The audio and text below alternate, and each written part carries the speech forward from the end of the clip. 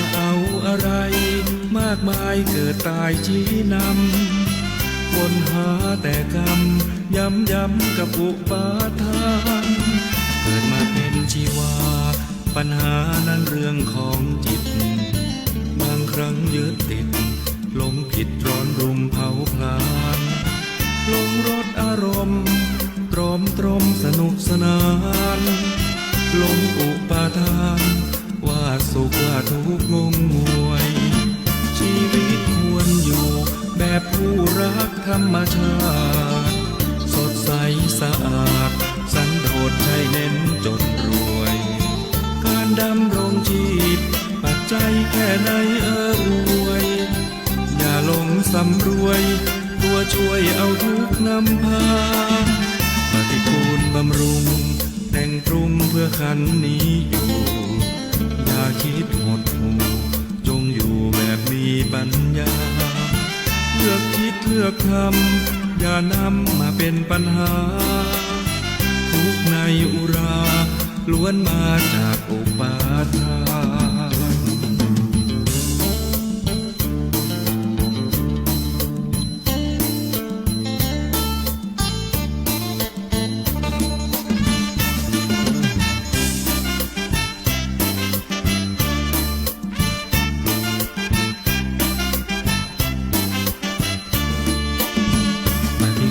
บำรุงแต่งปรุงให้ขันนี้อยู่ชีวิตยังสู้ยืนอยู่กับการใช้กรรมจะเอาอะไรมากมายเกิดตายชี้นำบนหาแต่กรรมย้ำกับอุปาทานเกิดมาเป็นชีวาปัญหานั้นเรื่องของจิตบางครั้งยึดติดหลงผิดร้อนรุมเผาพลานหลงรสอารมณ์ตรอมตรมสนุกสนานหลงอุปาทานว่าสุขว่าทุกข์งงงวยชีวิตควรอยู่แบบผู้รักธรรมชาติสดใสสะอาดสันโดษไม่เน้นจนรวยการดำรงชีพตัดใจแค่ไหนอวยอย่าหลงสำรวยตัวช่วยเอาทุกนำพาปฏิกูลบำรุงแต่งปรุงเพื่อขันนี้อยู่อย่าคิดหดหู่จงอยู่แบบมีปัญญาเลือกคิดเลือกทำอย่านำมาเป็นปัญหาทุกในอุราล้วนมาจากอุปาทาน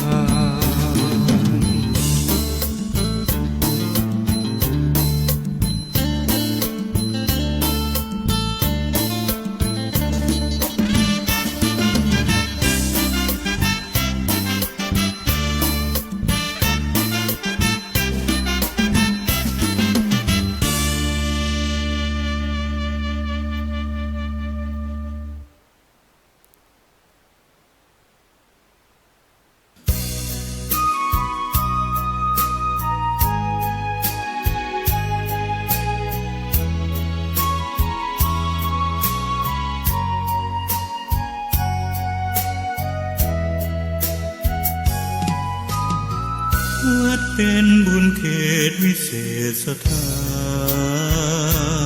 น เหมือนทิพย์วิมานของหมู่ประชาสะอาดรื่นรมด้วยร่มเงาไม้ได้ร่วมศรัทธาสมเป็น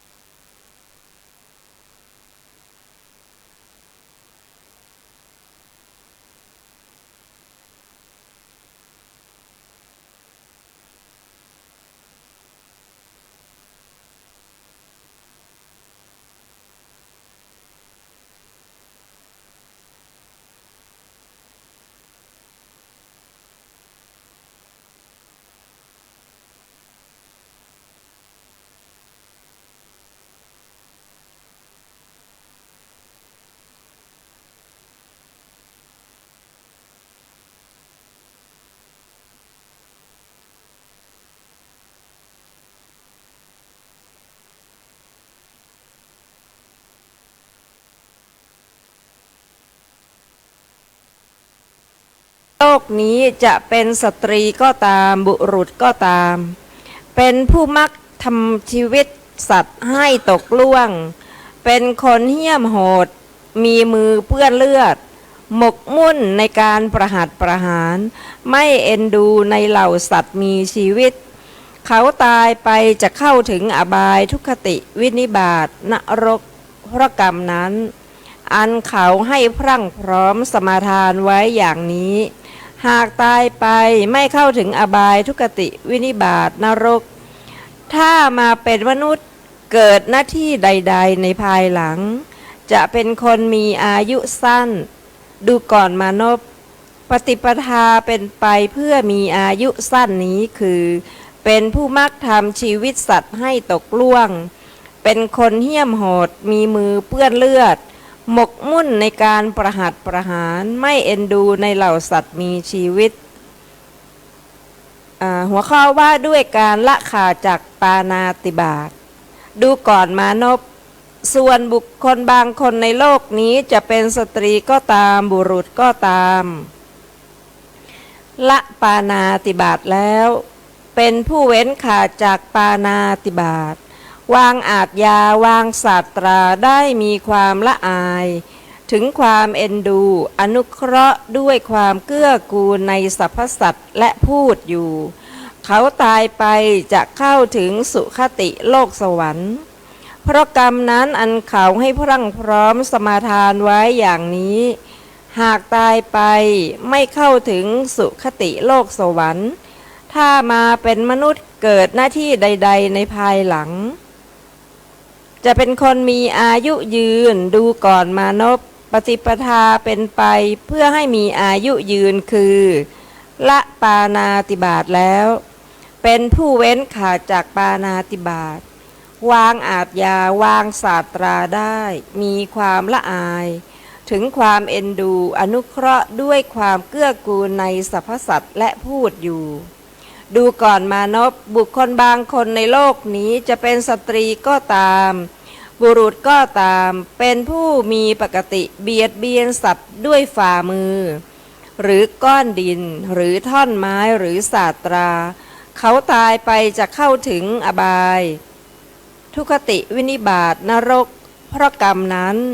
อันเขาให้พรั่งพร้อมสมาทานไว้อย่างนี้หากตายไปไม่เข้าถึงอบายทุกติวินิบาตนรกถ้ามาเป็นมนุษย์เกิดหน้าที่ใดๆในภายหลังจะเป็นคนมีโรคมากดูก่อนมานพปฏิปทาเป็นไปเพื่อมีโรคมากนี้คือเป็นผู้มีปกติเบียดเบียนสัตว์ด้วยฝ่ามือหรือก้อนดินหรือท่อนไม้หรือศาสตราดูก่อนมานพบุคคลบางคนในโลกนี้จะเป็นสตรีก็ตามบุรุษก็ตามเป็นผู้มีปกติไม่เบียดเบียนสัตว์ด้วยฝ่ามือหรือก้อนดินหรือท่อนไม้หรือศาสตราเขาตายไปจะเข้าถึงสุคติโลกสวรรค์เพราะกรรมนั้นอันเขาให้พรั่งพร้อมสมาทานไว้อย่างนี้หากตายไป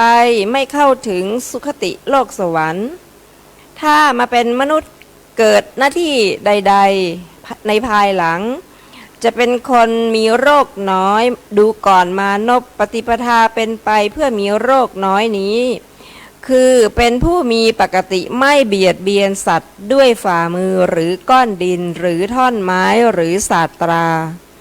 ดูก่อนมานพบุคคลบางคนในโลกนี้จะเป็นสตรีก็ตามบุรุษก็ตามเป็นคนมักโกรธมากด้วยความแค้นเคืองถูกเขาว่าเล็กน้อยก็ขัดใจโกรธเคืองพยาบาทมาตร้ายทำความโกรธความร้ายและความครึ่งเครียดให้ปรากฏเขาตายไปจะเข้าถึงอบายทุกติวินิบาตนรกเพราะกรรมนั้นอันเขาให้พรั่งพร้อมสมาทานไว้อย่างนี้หากตายไปไม่เข้าถึงอบายทุกติวินิบาตนรกถ้ามาเป็นมนุษย์เกิดหน้าที่ใดๆในภายหลังจะเป็นคนมีผิวพรรณทรามดูก่อนมานพปฏิปทาเป็นไปเพื่อมีผิวพรรณทรามนี้คือเป็นคนมักโกรธมากด้วยความแค้นเคือง ถูกเขาว่าเล็กน้อยก็ขัดใจโกรธเคืองพยาบาทมาดร้ายทำความโกรธความเลวความร้ายและความขึ่งเครียดให้ปรากฏความเป็นผู้มักโกรธดูก่อนมานพบุคคลบางคนในโลกนี้จะเป็นสตรีก็ตามบุรุษก็ตามเป็นคนไม่มักโกรธไม่มากด้วยความแค้นเคืองถูกเขาว่ามากก็ไม่ขัดใจไม่โกรธเคืองไม่พยาบาทไม่มาดร้ายไม่ทำความโกรธความร้ายและความขึ่งเครียดให้ปรากฏเขาตายไปจะเข้าถึงสุคติโลกสวรรค์เพราะกรรมนั้นอันเขาให้พรั่งพร้อมสมาทานไว้อย่างนี้หากตายไป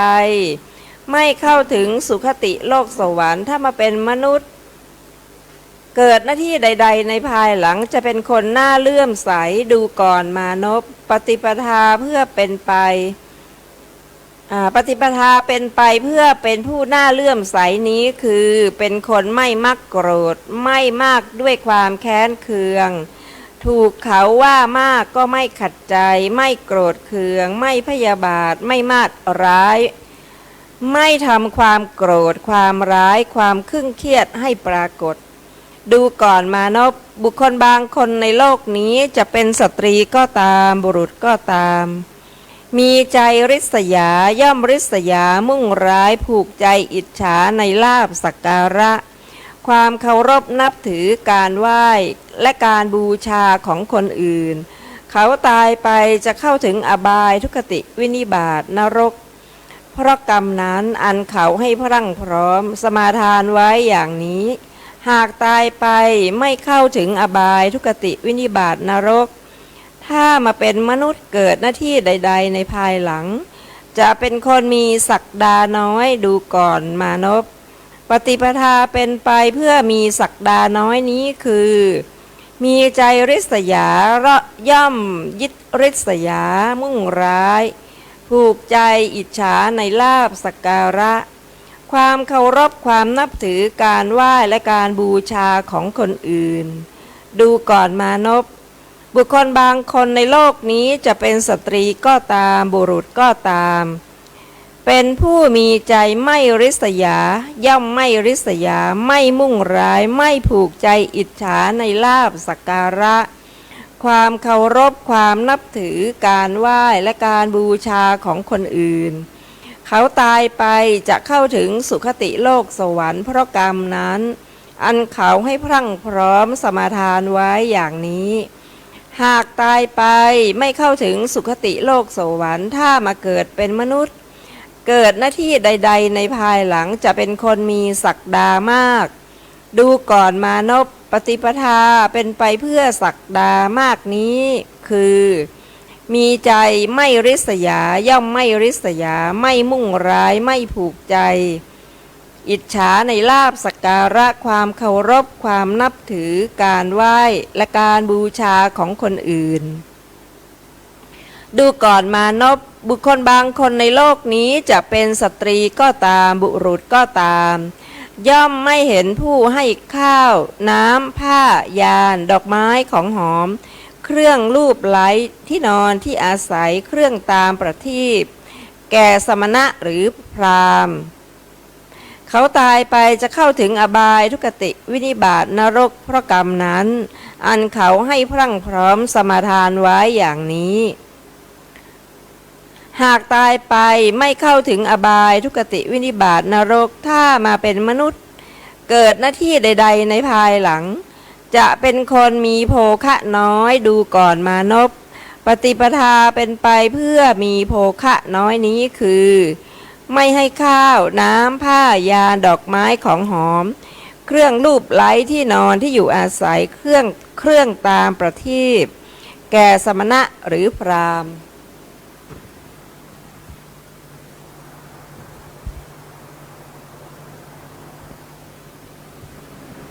การให้ข้าวเป็นต้น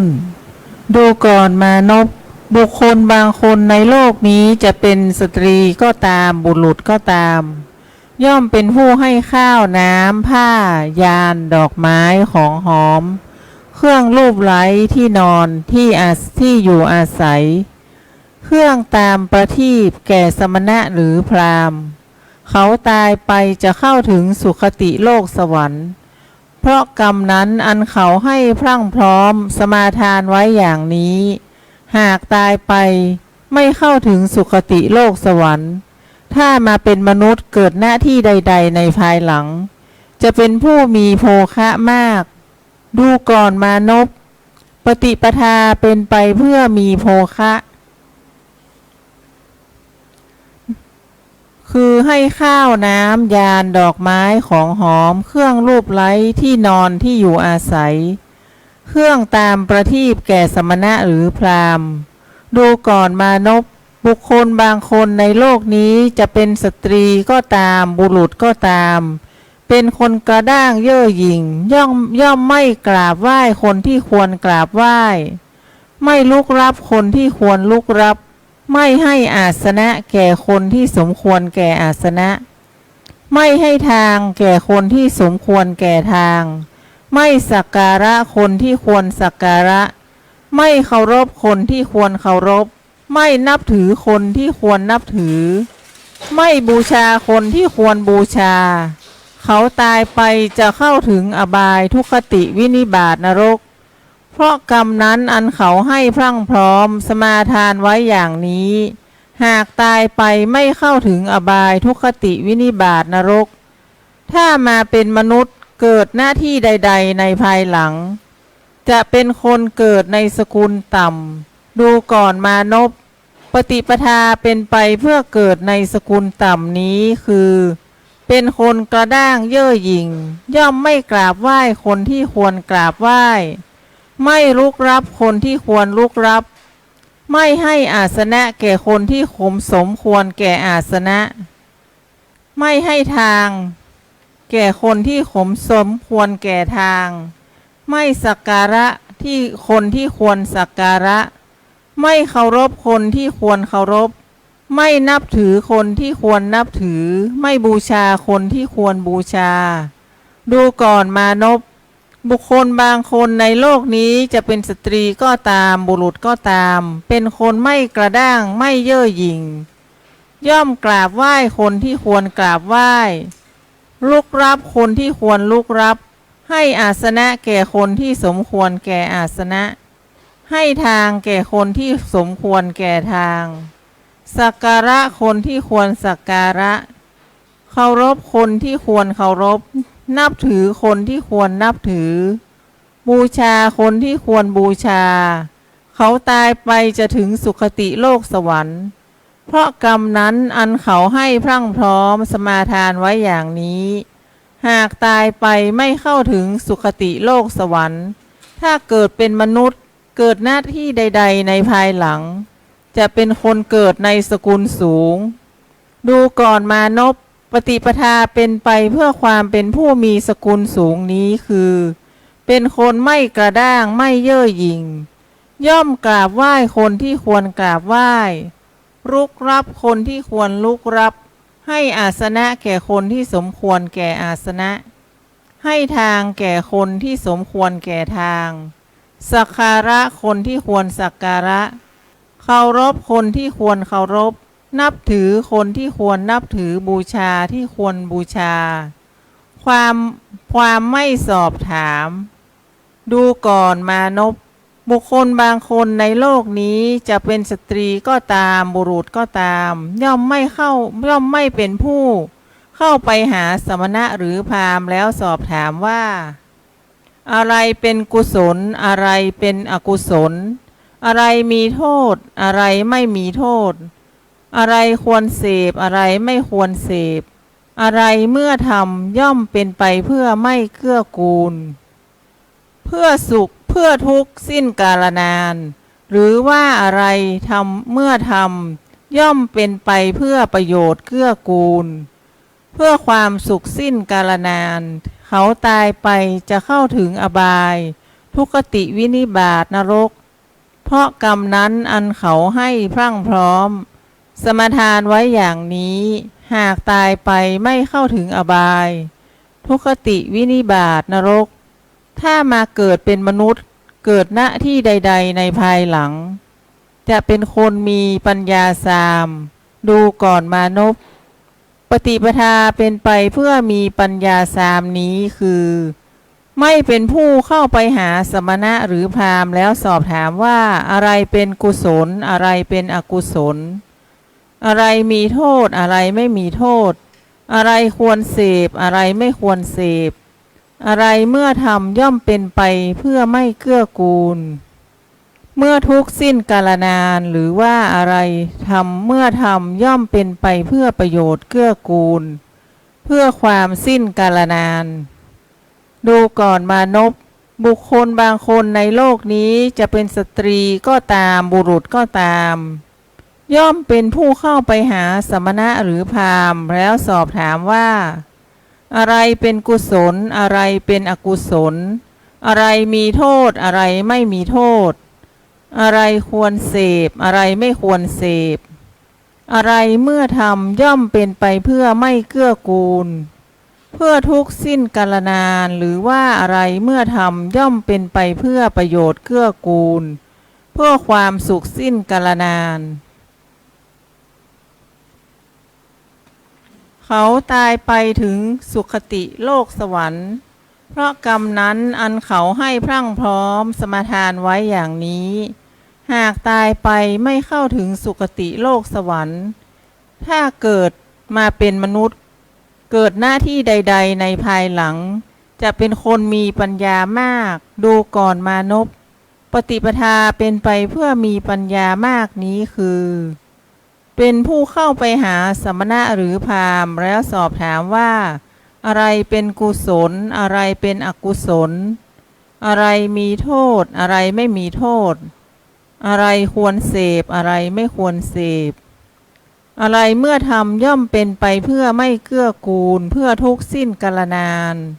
หรือว่าอะไรเมื่อทำย่อมเป็นไปเพื่อประโยชน์เกื้อกูลเพื่อความสิ้นกาลนานดูก่อนมานพด้วยประการชนี้แลปฏิปทาเป็นไปเพื่อมีอายุสั้นย่อมนำเข้าไปสู่ความเป็นคนมีอายุสั้นปฏิปทาเป็นไปเพื่อมีอายุยืนย่อมนำเข้าไปสู่ความเป็นคนมีอายุยืนปฏิปทาเป็นไปเพื่อมีโรคมากย่อมนำไปสู่ความเป็นผู้มีโรคมากปฏิปทาเป็นไปเพื่อมีโรคน้อยย่อมนำเข้าไปสู่ความเป็นคนมีโรคน้อยปฏิปทาเป็นไปเพื่อมีผิวพรรณทรามย่อมนำเข้าไปสู่ความเป็นคนมีผิวพรรณทรามปฏิปทาเป็นไปเพื่อเป็นผู้น่าเลื่อมใสย่อมนำไปสู่ความเป็นคนน่าเลื่อมใสปฏิปทาเป็นไปเพื่อความ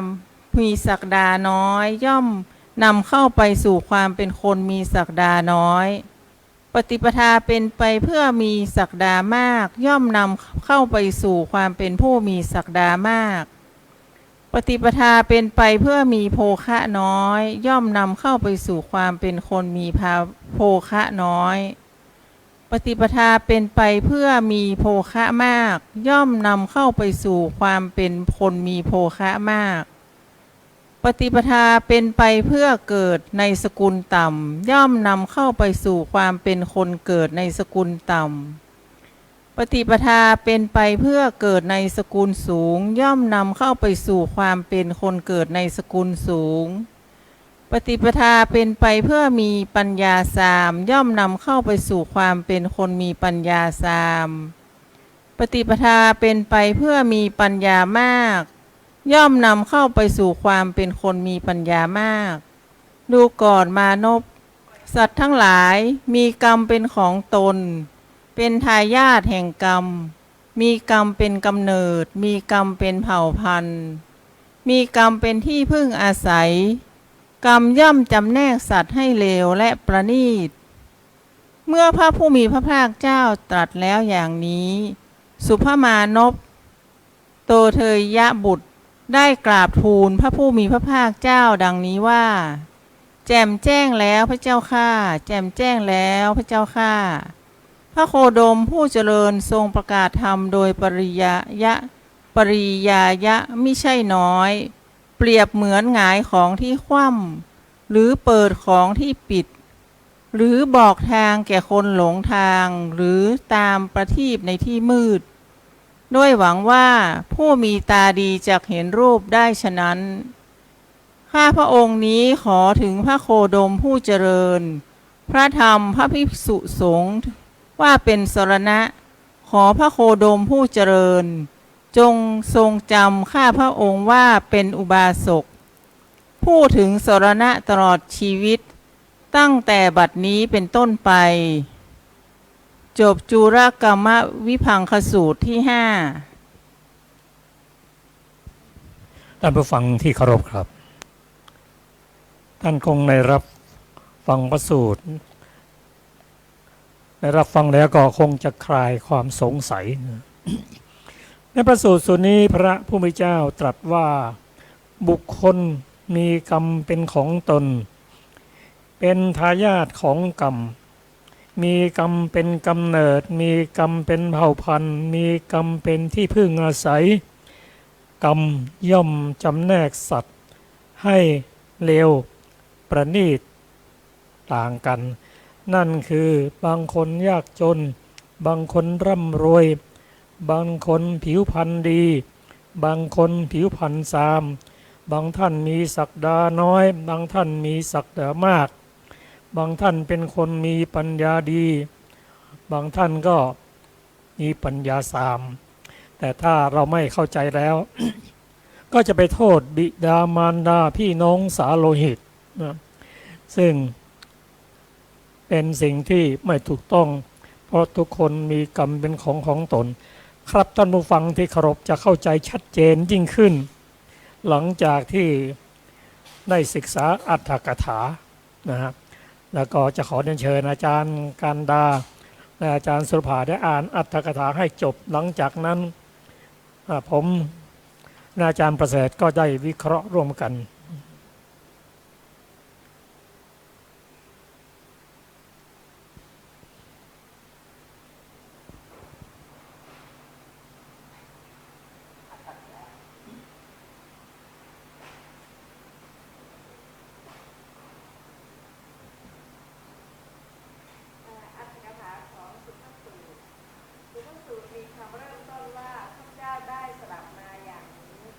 ในสูตรนั้นบทว่าสุโธความว่าได้ยินว่าเขาเป็นคนน่าดูซึ่งน่าเลื่อมใสด้วยเหตุนั้นญาติทั้งหลายจึงตั้งชื่อเขาว่าสุภะเพราะความที่เขามีอวัยวะงามแต่ได้เรียกเขาว่ามานพในการเป็นหนุ่มเขาถูกเรียกโดยโมหารนั้นแลแม้ในการเป็นคนแก่โตทยสุโตได้แก่บุตรของพราหมณ์โคโลหิตของพระเจ้าประเสริฐโกศลชื่อว่าโตทยะได้ยินว่าเขาถึงอันนับว่าโตทยะเพราะเขาเป็นใหญ่แห่งบ้านชื่อว่าสุทธิพามซึ่งมีอยู่ใกล้กรุงสาวัตถีก็เขาเป็นผู้มีทรัพย์มากมีสมบัติถึง87 โกลแต่มีความประณีตจัดเมื่อจะให้ก็คิดว่าขึ้นชื่อว่าความไม่สิ้นเปลืองของโภคะทั้งหลายไม่มีจึงไม่ให้อะไรแก่ใครๆสมดังคำที่ท่านกล่าวไว้ว่าบัณฑิตเห็นทางสิ้นไปแห่งยาหยอดตาทั้งหลายการสะสมของตัวปลวกทั้งหลายและการรวบรวมของตัวผู้ที่ทั้งหลายแล้วจึงอยู่กองเรือนเขาให้สำคัญอย่างนี้ตลอดกาลนานทีเดียวเขาไม่ให้วัตถุสักว่ายาคูกระบวยหนึ่งหรือพัตตะสักขับพีแก่พระสัมมาสัมพุทธเจ้าที่ประทับอยู่ในวิหารใกล้ทำกาละด้วยการโลภไปเกิดเป็นสุนัขในเรือนนั้นเทียวสุภะรักสุนัขนั้นมากเหลือให้กินพัดที่ตนบริโภคนั้นแหละยกขึ้นให้นอนในที่นอนอันประเสริฐอยู่มาวันหนึ่งพระผู้มีพระภาคเจ้าทรงตรวจดูโลกในสมัยใกล้รุ่ง ทรงเห็นสุนัขนั้นแล้วทรงดำริว่าโตชัยพราหมณ์ตายไปเกิดเป็นสุนัขในเรือนของตนเทียวเพราะความโลภในทรัพย์วันนี้เมื่อเราไปสู่เรือนของสุภะสุนัขเห็นเราแล้วจักทำการเห่าหอนลำดับนั้นเราจะกล่าวคำหนึ่งแก่สุนัขนั้นสุนัขนั้นจะรู้ว่าเราเป็นสมณะโคดมแล้วไปนอนในที่เตาไฟเพราะข้อนั้นเป็นเหตุสุภะจักมีการสนทนาอย่างหนึ่งกับเราสุภะนั้นฟังธรรมแล้วจักตั้งอยู่ในสรณะทั้งหลายส่วนสุนัขตายไปแล้วจักเกิดในนรกดังนี้พระผู้มีพระภาคเจ้าทรงรู้ความที่มานพจะตั้งอยู่ในสรณะทั้งหลายนี้แล้วในวันนั้นทรงปฏิบัติพระสรีระเสด็จไปสู่เรือนนั้นเพื่อทรงบิณฑบาตโดยขณะเดียวกันกับมานพออกไปสู่บ้านสุนัขเห็นพระผู้มีพระภาคเจ้าแล้วทำการเห่าหอนไปใกล้พระผู้มีพระภาคเจ้าแต่นั้นพระผู้มีพระภาคเจ้าได้ตรัสคำนี้กับสุนัขนั้นว่าแน่โตทัยยะเจ้าเคยกล่าวกับเราว่าผู้เจริญผู้เจริญไปเกิดเป็นสุนัขแม้บัดนี้ทำการเห่าหอนแล้วจักไปสู่อเวจีดังนี้สุนัขฟังพระดำรัสนั้นแล้วรู้เราว่าเป็นสมณะโคดมมีความเดือดร้อนก้มคอไปนอนในขี้เถ้าในระหว่างเตาไฟมนุษย์ไม่อาจเพื่อจะยกขึ้นให้นอนบนที่นอนอันประเสริฐได้สุภะมาแล้วพูดว่าใครยกสุนัขนี้ลงจากที่นอนเล่ามนุษย์พูดว่าไม่มีใครและบอกเรื่องราวเป็นมานั้นมานพฟังแล้วโกรธว่าบิดาของเราไปเกิดในพรหมโลกไม่มีสุนัขชื่อโตทัยยะแต่พระสมณโคดมทรงทำบิดาให้เป็นสุนัขพระสมณโคดมนั้นพูดพล่อยๆดังนี้เป็นผู้ใคร่จะข่มพระผู้มีพระภาคเจ้าด้วยคำเท็จจึงไปสู่วิหารทูลถามประวัตินั้นแม้พระผู้มีพระภาคเจ้าก็ตรัสอย่างนั้นเทียวแก่สุภมานพนั้นเพื่อไม่ให้โต้เถียงกันจึงตรัสว่าดูก่อนมานพก็ทรัพย์ที่บิดาของเธอไม่ได้บอกไว้มีอยู่หรือข้าแต่พระโคดมผู้เจริญมีหมวกทองคำราคา100,000รองเท้าทองคำราคา100,000และกหาปณะ100,000เจ้าจงไปจงถามสุนัขนั้นในเวลาให้กินข้าวปายาตมีน้ำน้อยแล้วยกขึ้นในที่นอนก้าวสู่ความหลับนิดหน่อยมันจะบอกทรัพย์ทั้งหมดแก่เจ้าลำดับนั้นเจ้าจะพึงรู้สุนัขนั้นว่ามันเป็นบิดาของเรามานพดีใจแล้วด้วยเหตุ2 ประการคือถ้าจักเป็นความจริงเราจะได้ทรัพย์ถ้าไม่เป็นความจริงเราจักข่มพระสมณโคดมด้วยคำเท็จดังนี้แล้วไปทำอย่างนั้นสุนัขรู้ว่าเราอันมานพนี้รู้แล้วทำเสียงร้องหูไปสู่สถานที่ฝังทรัพย์ตะกุยแผ่นดินด้วยเท้าแล้วให้สัญญามานพถือเอาทรัพย์แล้วมีจิตเลื่อมใสในพระผู้มีพระภาคเจ้าว่าธรรมดาสถานที่ปกปิดทรัพย์ปรากฏเป็นของละเอียดอยู่ในระหว่างปฏิสนธิอย่างนี้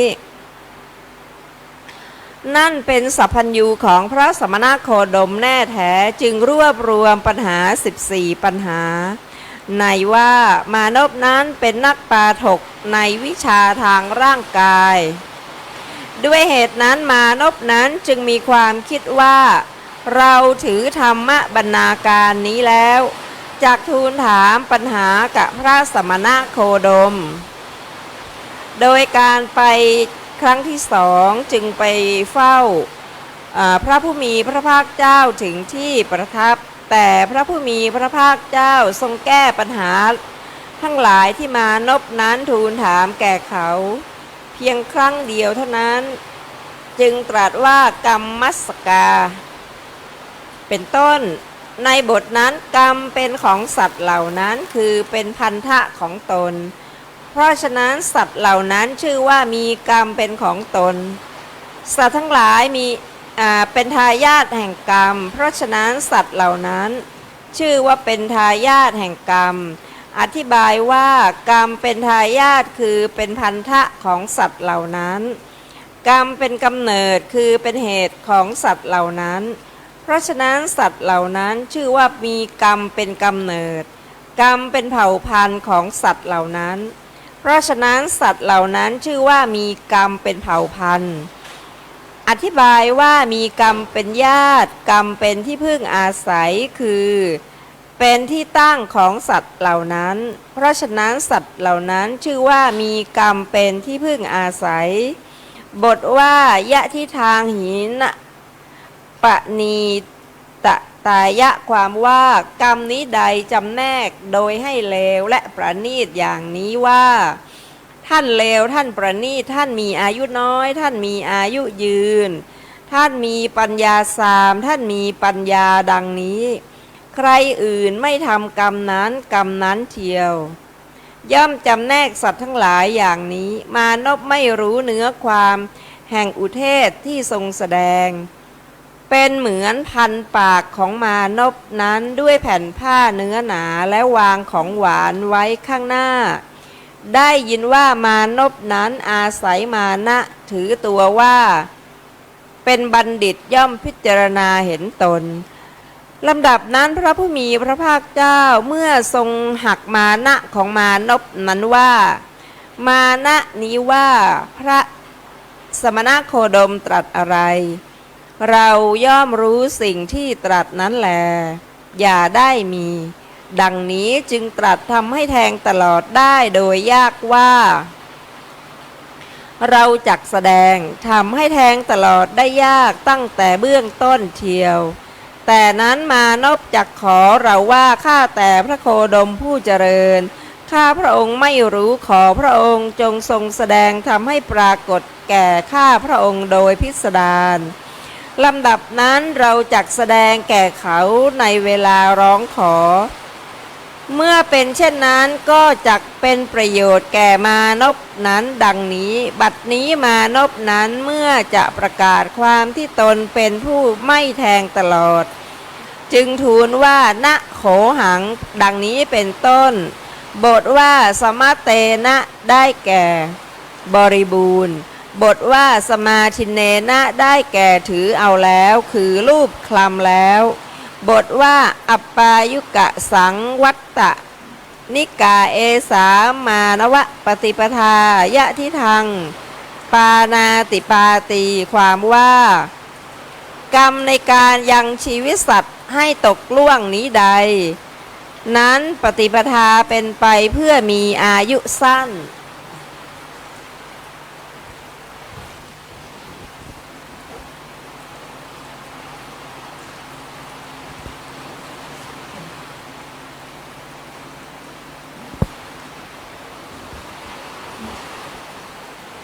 ก็ปฏิปทานั้นย่อมทำให้มีอายุสั้นอย่างไรก็กรรมมี4ประเภทคืออุปปีลกกรรมอุปัชเฉทกกรรมชนกกรรมอุปัตตถัมภกกรรมก็อุปปีลกกรรมในประวัติที่เกิดด้วยอากรรมอันมีกำลังมาพูดโดยเนื้อความอย่างนี้ว่าถ้าเราพึงรู้ก่อนไม่พึงให้กรรมนั้นเกิดในที่นี้พึงให้เกิดในที่อบายทั้งสี่จงยกไว้เจ้าเกิดในที่ใดที่หนึ่งเราบีบคั้นกรรมที่ชื่อว่าอุปปีลกกรรมนั้นจักทำให้ปราศจากรสปราศจากยางเหนียวให้ไร้ค่าจำเดิมแต่นั้นจะทำให้เป็นเช่นนั้นทำอย่างไรคือนำอันตรายเข้ามายังโภคะให้พินาศในเพราะกรรมนั้นจำเดิมแต่การที่ทารกเกิดในท้องมารดามารดาย่อมไม่มีความเบาใจหรือไม่มีความสุขแต่การที่ และความบีบคั้นย่อมเกิดแก่บิดามารดา ย่อมนำอันตรายเข้ามาอย่างนี้ ก็จำเดิมแต่การที่ทารกเกิดในท้องมารดาโภคะทั้งหลายในเรือนย่อมฉิบหายด้วยอำนาจแห่งราชาเป็นต้น เหมือนเกลือถูกน้ำแม่โคทั้งหลายที่รีดนมลงในภาชนะ ก็ไม่ให้น้ำนมฝูงโคจะกล้าดุร้าย มีตาบอดเป็นง่อยโรคจะระบาดในคอกโค บริวารชนมีทาสเป็นต้นไม่เชื่อฟัง ข้าวกล้าที่หว่านไว้จะไม่เกิด ข้าวกล้าที่อยู่ในเรือนย่อมพินาศในเรือน ที่อยู่ในป่าก็พินาศในป่า วัตถุสักว่าบำบัดความหิวกระหายก็หาได้ยากโดยลำดับ เครื่องบริหารครรภ์ก็ไม่มี เวลาทารกคลอดแล้วน้ำนมจากมารดาก็จะขาด ทารกเมื่อไม่ได้บริหารก็ถูกบีบคั้นปราศจากรสเหี่ยวแห้งไร้ค่า นี้ชื่อว่าอุปปีรกกรรม ส่วนเมื่อบุคคลเกิดแล้วด้วยกรรมทำให้มีอายุยืน อุปัชเฉทกกรรมก็มาตัดรอนอายุ เหมือนบุรุษทำการไปสู่วัวผู้8 ตัว ยิงลูกศรอีกคนก็ตีลูกศรนั้น ที่สักว่าหลุดออกจากแห่งธนู ด้วยไม้ค้อนให้ตกลงในที่นั้นฉันใด อุปัชเฉทกกรรมย่อมตัดรอนอายุของตนที่เกิดแล้วด้วยกรรมที่ทำให้มีอายุยืนฉันนั้นทำอย่างไร โจรให้บุคคลนั้นเข้าไปสู่ดงให้ลุยน้ำที่มีปลาร้าย ก็หรือนำเข้าสู่สถานที่อันตรายอื่น นี้ชื่อว่าอุปัชเฉทกกรรม อุปัชเฉทกกรรมนั้นเชียวมีชื่อว่าอุปคาตกกรรมดังนี้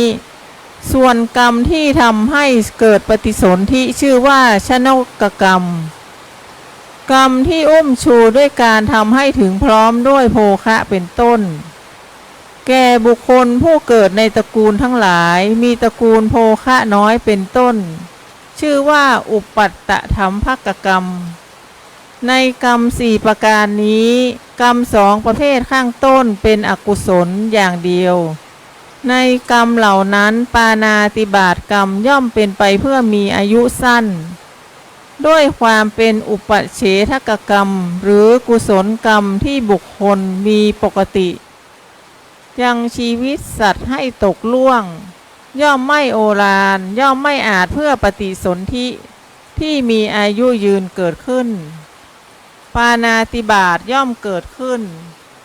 เพื่อให้อายุสั้นด้วยประการฉนี้หรือกำหนดปฏิสนธิเท่านั้นทำให้มีอายุสั้น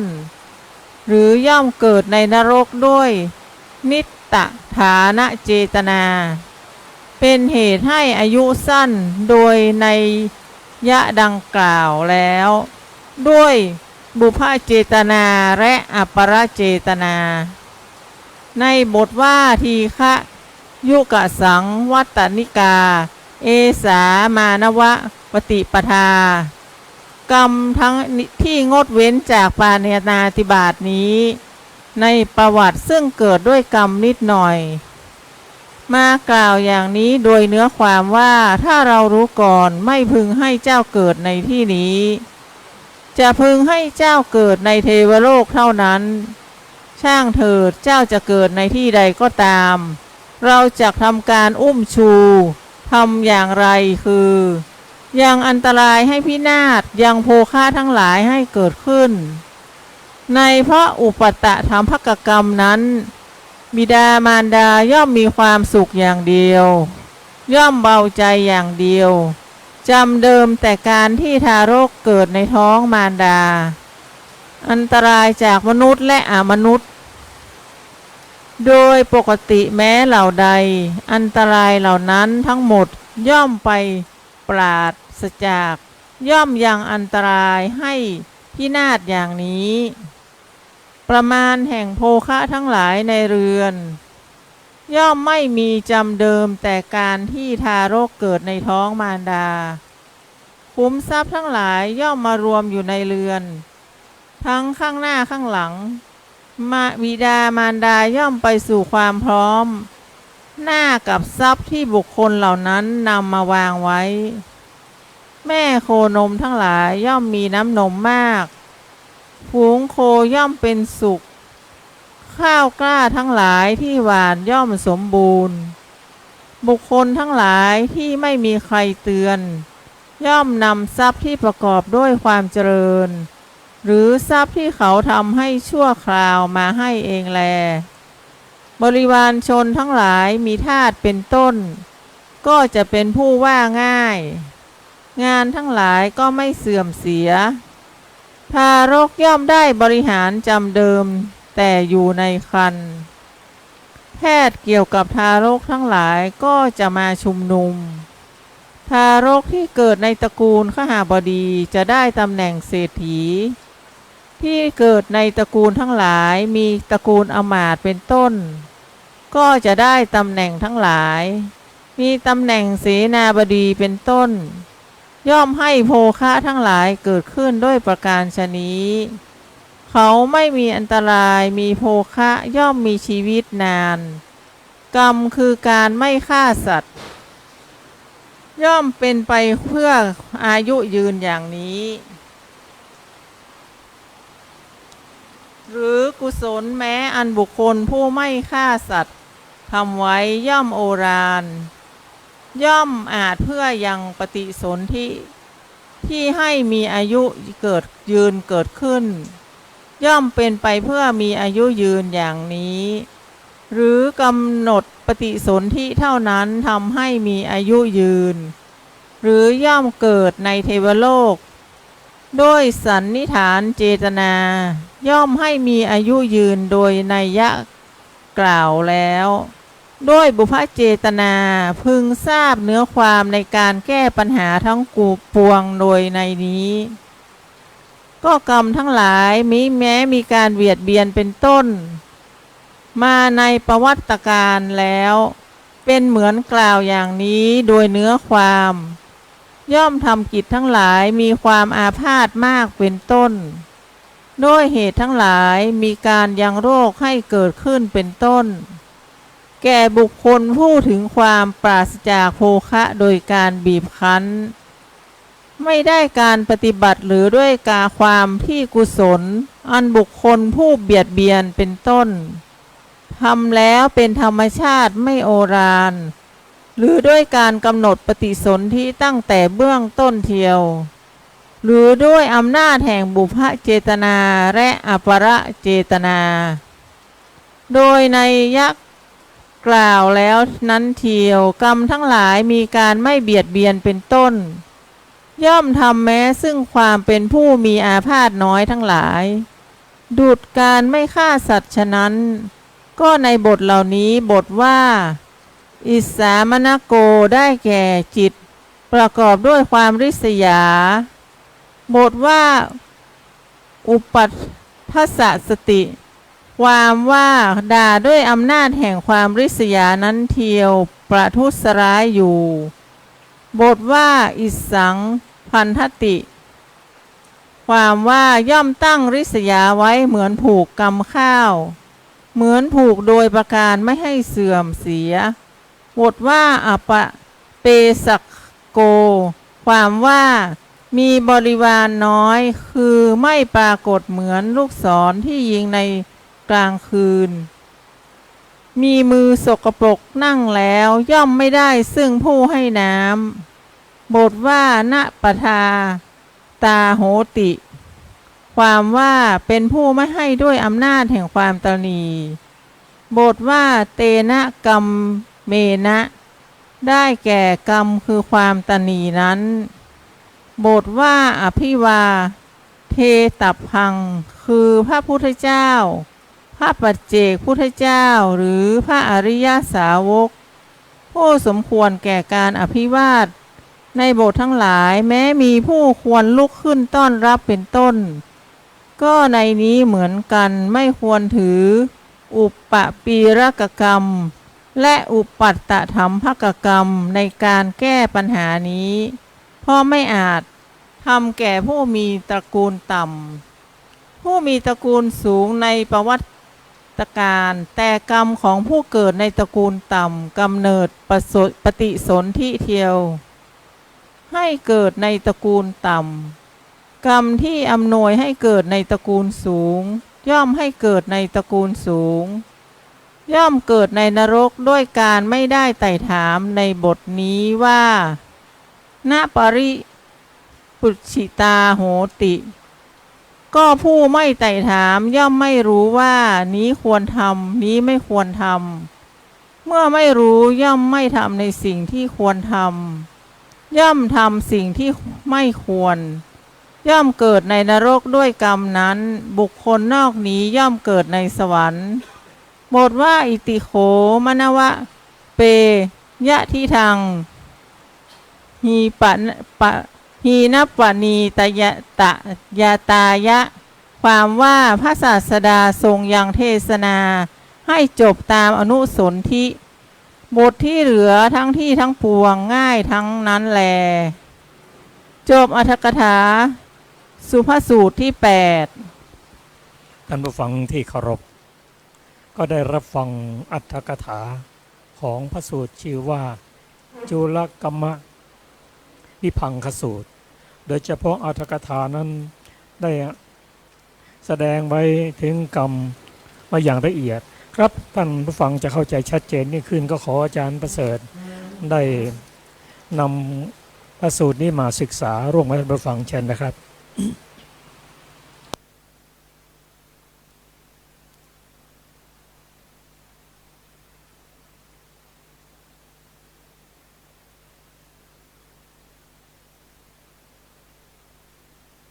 ขอกราบนมัสการพระเถรานุเถระแล้วก็ขอสวัสดีท่านผู้ฟังและผู้ชมทุกท่าน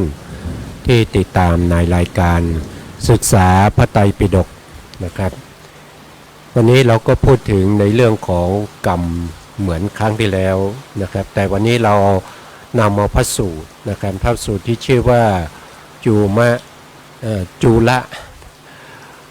ลกัมมวิภังคสูตรนะครับซึ่งอยู่ในถ้าเราพูดถึงครับในพระสูตรและอรรถกถาของ91เล่มนะครับก็อยู่ในเล่มที่23นะถ้าเราไปดูในของมหาจุฬาก็อยู่ในเล่มที่14นะครับซึ่งเรื่องนี้ก็จะพูดถึงในเรื่องของกรรมโดยที่พระพุทธองค์ได้แสดงไว้โดยละเอียดนะครับว่าคนเราที่เกิดมาเนี่ยบางท่านก็มีอายุยืนบางท่านก็มีอายุสั้นนะครับบางท่านก็มีลาภมีโภคครับมีทรัพย์มีตระกูลที่ดีนะครับแต่บางท่านก็เป็นคนยากจนนะครับแล้วก็เกิดในตระกูลที่ไม่ดีผิวไม่สวยอย่างเงี้ยนะครับเกิดเพราะอะไรนะครับพระพุทธองค์ก็ได้แสดงให้แก่มานพนะครับมานพที่ชื่อว่าโตทยพามนะครับซึ่งเป็นบุตรของพามโตยะนะครับซึ่งได้เสียชีวิตไปแล้วนะครับทีนี้เสียชีวิตไปแล้วเนี่ยท่านก็เป็นห่วงในเรื่องของทรัพย์สมบัตินะครับเพราะว่าเนี่ยตอนที่ยังมีชีวิตอยู่ก็ไม่เคยที่จะให้ทานนะครับไม่เคยที่จะทำบุญนะครับท่านมีความคิดว่าการที่ทำบุญเนี่ยทรัพย์สินของท่านจะหมดไปเรื่อยๆนะครับการที่ไม่ทำบุญไม่ให้ทานเนี่ยก็เหมือนกับปวกนะครับเหมือนกับปวกที่สร้างรังนะครับรังก็จะใหญ่ขึ้นเรื่อยๆนะครับท่านมีความคิดเห็นอย่างนั้นนะครับท่านก็เลยไม่ได้ให้ทานเลยนะครับท่านมีทรัพย์สินถึง81โกฏด้วยกันนะเสร็จแล้วท่านก็ตายจากโลกนี้ไปนะครับไปเกิดเป็นสุนัขนะครับอยู่ในเรือนของตัวเองนะครับเพราะอะไรก็เพราะว่า การที่ยังเป็นห่วงนะครับห่วงทรัพย์สินเงินทองที่ตัวเองหามาได้นะครับกลัวว่า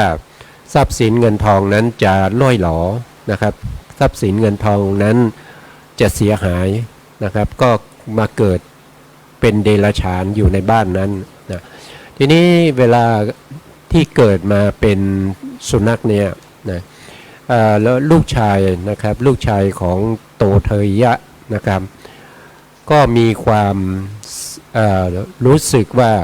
สุนัขที่เกิดมาใหม่ตัวนี้นะมีความผูกพันกันนะครับมีความผูกพันกันเนื่องจากว่าเคยในภพก่อนเนี่ยเคยเป็นบิดานะครับเคยเป็นพ่อของเขานะเพราะฉะนั้นเขาจึงมีความผูกพันกับสุนัขตัวนี้ก็เลี้ยงดูอย่างดีนะครับเลี้ยงดูอย่างดีหาข้าวหาน้ำให้กินอาบน้ำหาที่หลับที่นอนให้สุนัขตัวนี้นะครับสุนัขก็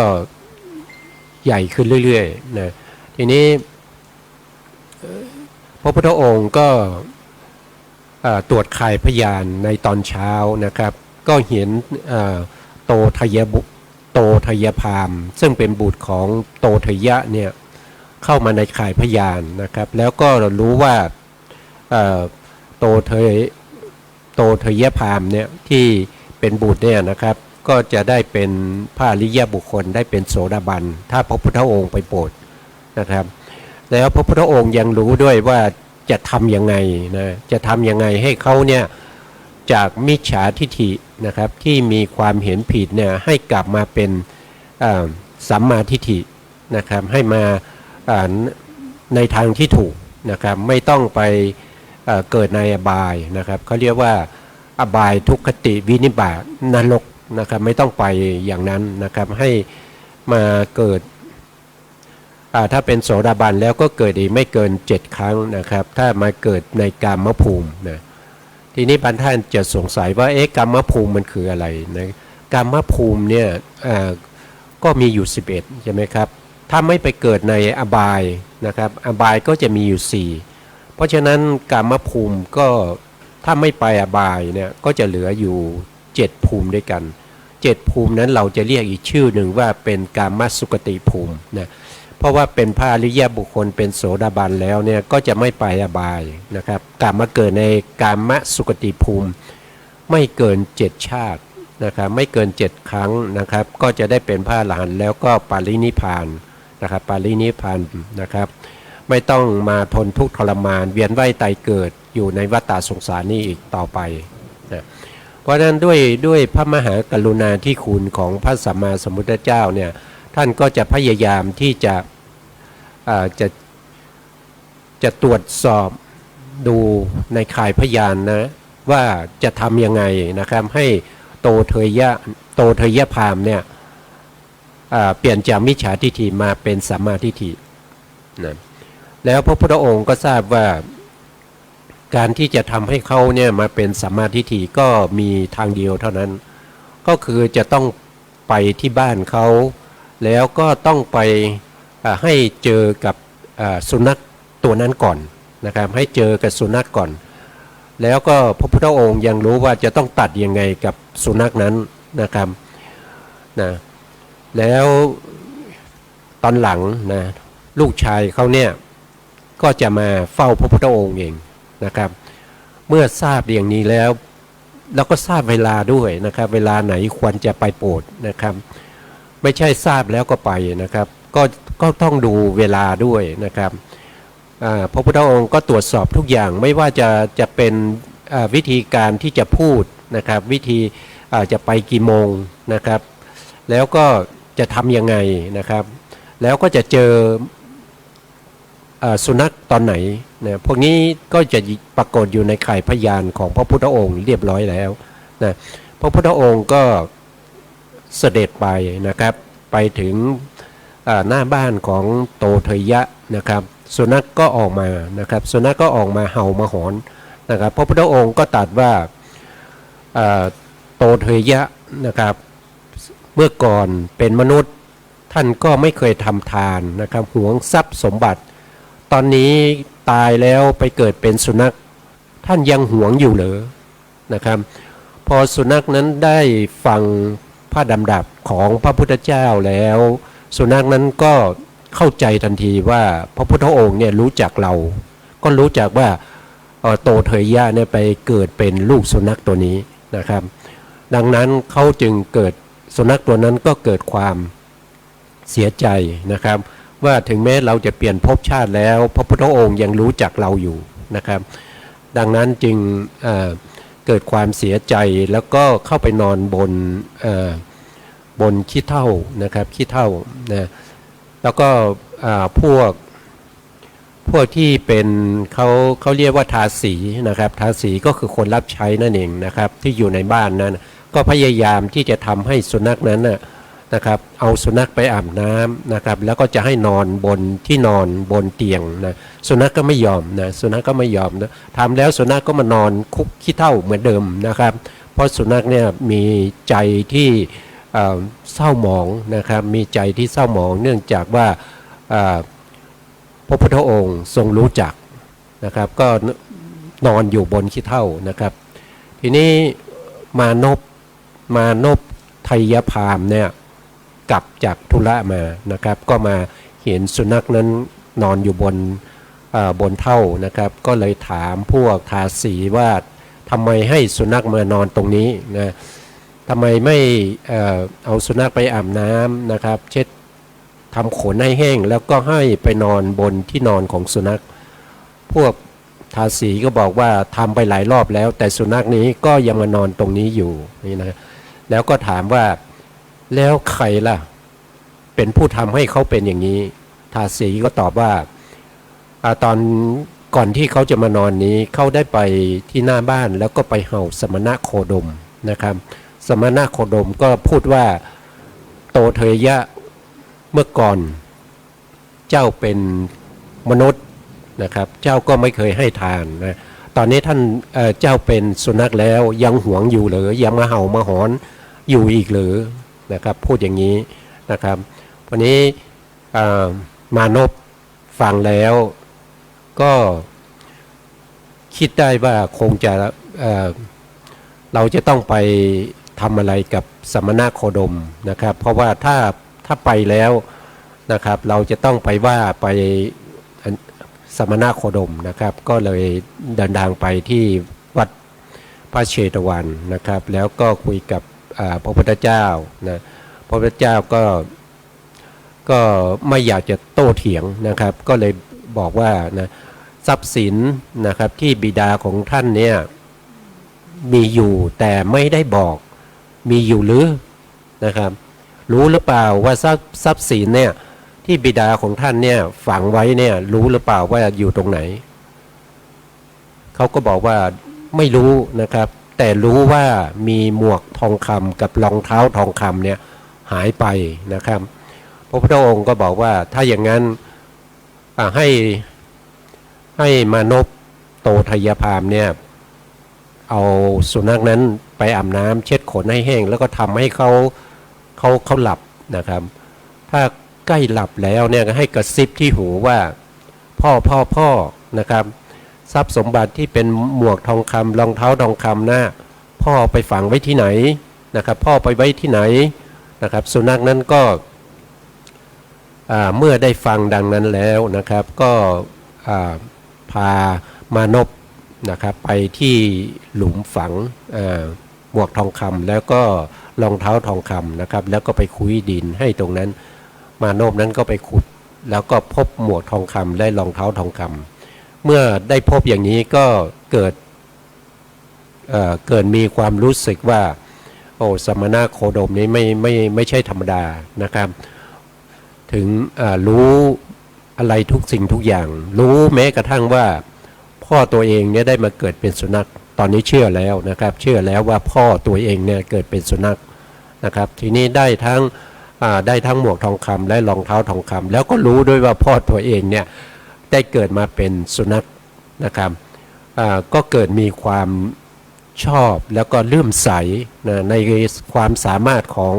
พระสัมมาสัมพุทธเจ้านะครับที่ไม่ได้อยู่ในเรือนนี้นะครับไม่ได้คุกคีกับเรือนนี้เลยนะครับ ไม่ได้คุกคีไม่ได้มีคนในเรือนนี้ในบ้านของตัวเนี่ยสนิทสนมนะครับเป็นสาวกของพระพุทธเจ้านี่ไม่มีเลย แต่พระพุทธองค์ยังรู้ความเคลื่อนไหวในบ้านนี้หมดเลยนะครับรู้ทุกสิ่งทุกอย่างรู้แม้กระทั่งว่าสิ่งที่เราไม่รู้นะครับสิ่งที่เราเป็นบุตรของโตเถยยะเนี่ยก็ยังไม่รู้ว่าหมวกทองคำนี่ไปฝังไว้ที่ไหนแต่พระสมณโคดมเนี่ยเป็นคนนอกแท้ๆยังรู้ได้ก็เกิดความเลื่อมใสเกิดความศรัทธานะครับดังนั้นจึงไปเฝ้าพระพุทธองค์นะครับไปเฝ้าพระพุทธองค์ด้วยอุปนิสัยของเขาเนี่ยนะครับได้รับฝึกมาตั้งแต่สมัยพวกพ่อนะครับจึงไม่ได้นำอะไรไปถวายพระพุทธเจ้าเลยไปตัวเปล่านะครับไปถึงแล้วก็ไปถามปัญหานะครับไปถามปัญหาพระพุทธองค์นะครับจริงๆแล้วเนี่ยถ้าเราพูดถึงว่าการที่เราจะไปหาผู้ที่เรียกว่าไงเดียนะครับเป็นผู้ที่เป็นเอกนะครับเป็นเอกไม่ว่าจะด้านปัญญาด้านการมีฤทธิ์มีเดชนะครับหรือว่าจะว่าโดยศาสดาเนี่ยไม่มีใครที่จะมาเปรียบเหมือนกับพระพุทธองค์ได้นะครับแต่เขาก็ยังไม่ได้เอาอะไรไปถวายพระพุทธองค์นะครับไปตัวเปล่าแล้วก็ไปถามปัญหา14ข้อนะครับ14ข้อซึ่งเป็นปัญหาเกี่ยวกับเรื่องของผลของกรรมนะครับผลของกรรมนะที่ถามเนี่ยถามผลของกรรมนะครับไม่ได้ถามเรื่องของกรรมแต่พระพุทธองค์ก็จะตอบในเรื่องของเหตุที่ท่านได้ผลมาอย่างนั้นนะครับว่าทำอะไรมานะครับทำอะไรมาบางคนถึงมีอายุยืนนะครับบางคนถึงมีอายุสั้นนะครับบางคนถึงหน้าตาดีนะครับบางคนหน้าตาไม่ดีนะครับบางคนเป็นคนที่ร่ำรวยเป็นมหาเศรษฐีบางคนทำไมยากจนนะครับบางคนทำไมผิวดำนะบางคนทำไมผิวดีบางคนทำไมหน้าเลื่อมใสหน้าศรัทธาเหมือนกับพระพุทธองค์เนี่ยหน้าศรัทธานะครับหน้าเคารพศรัทธากราบไหว้นะครับแต่บางคนทำไมพอได้ฟังชื่อแล้วก็ไม่อยากจะได้ยินเลยนะครับก็เพราะอะไรพระพุทธองค์ก็แสดงให้ฟังว่าสิ่งพวกนี้มันเป็นเรื่องของกรรมนะครับเรื่องของกรรมคืออะไรกรรมคือการกระทำนะครับไม่ว่าจะเป็นทางกายก็ตามทางวาจาก็ตาม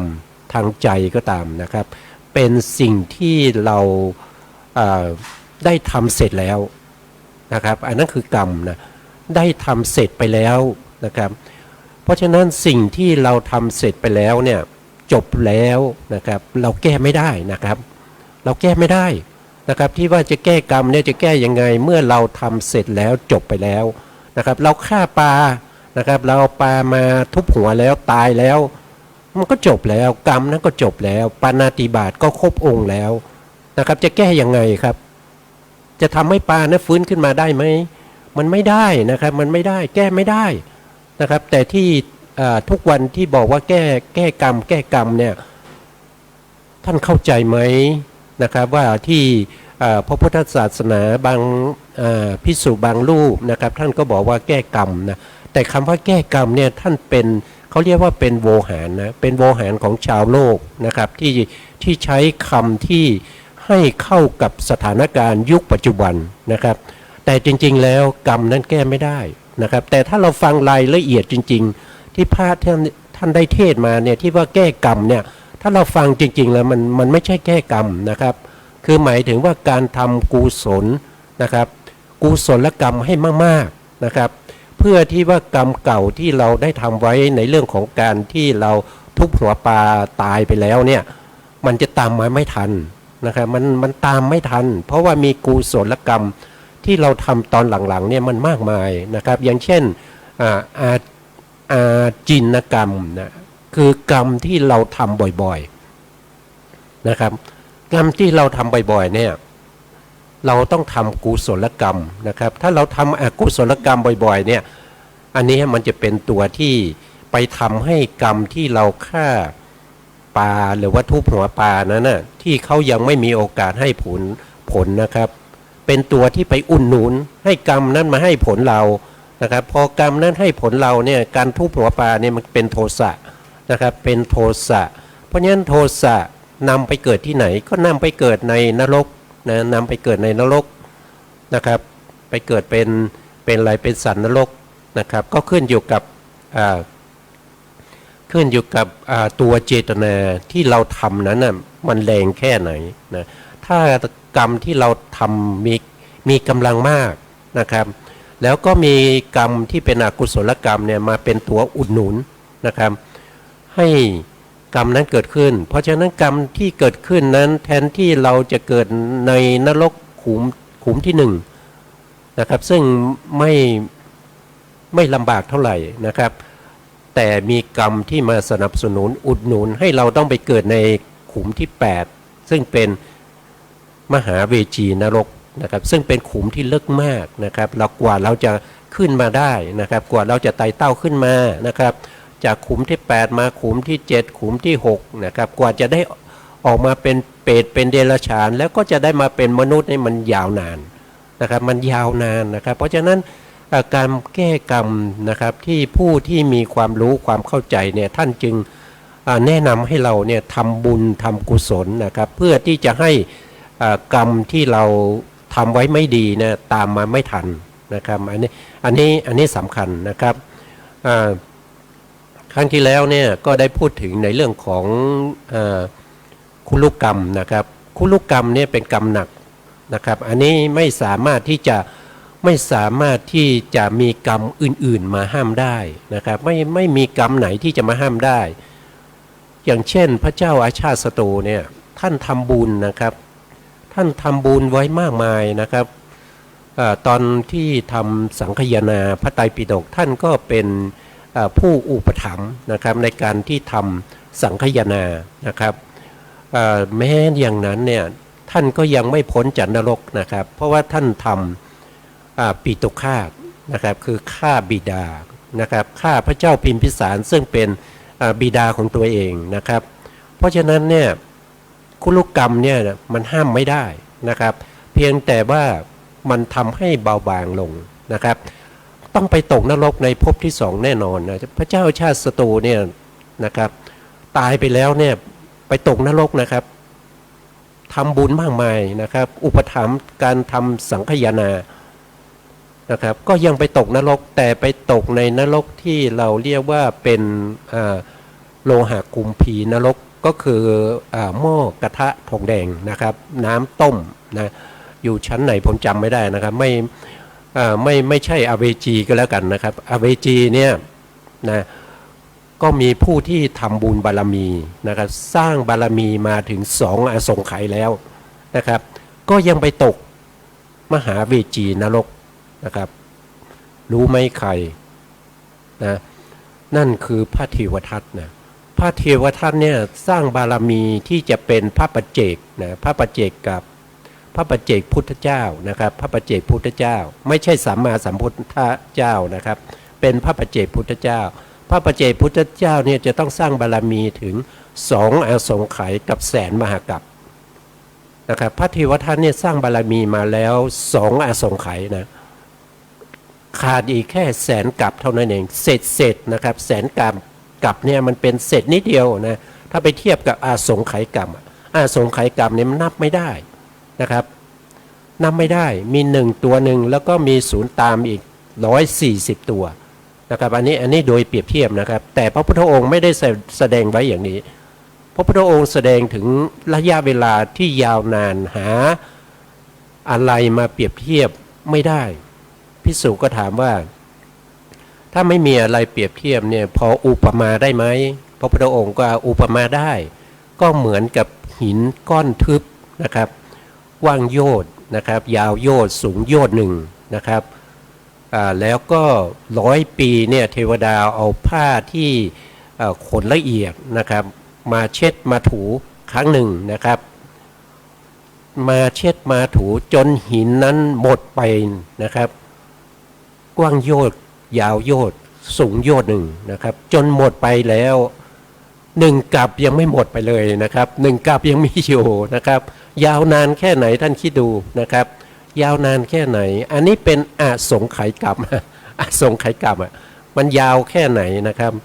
พระเทวทัตนี่ท่านก็สร้างบารมีเหมือนกันนะครับ แต่พระเทวทัตเนี่ยที่มาพบกับพระพุทธเจ้าของเราเนี่ยนับถอยหลังจากพัทธกัปนี้ไปแค่5 กัปเท่านั้นเองนะครับนะพระเทวทัตเนี่ยก่อนหน้านั้นท่านสร้างบารมีมามากมายนะครับ แต่ว่ามาพบกับพระโพธิสัตว์ของเรานะครับ พระโพธิสัตว์ของเราเมื่อ5 กัปที่แล้วที่ผ่านไปนับถอยจากพัทธกัปนี้ไปเป็นกัปที่5นะครับก็เป็นพ่อค้านะครับเป็นพ่อค้านะขายของเล็กๆน้อยๆของเช่นของชำร่วยต่างๆอะไรพวกนี้นะครับสมัยนั้นพ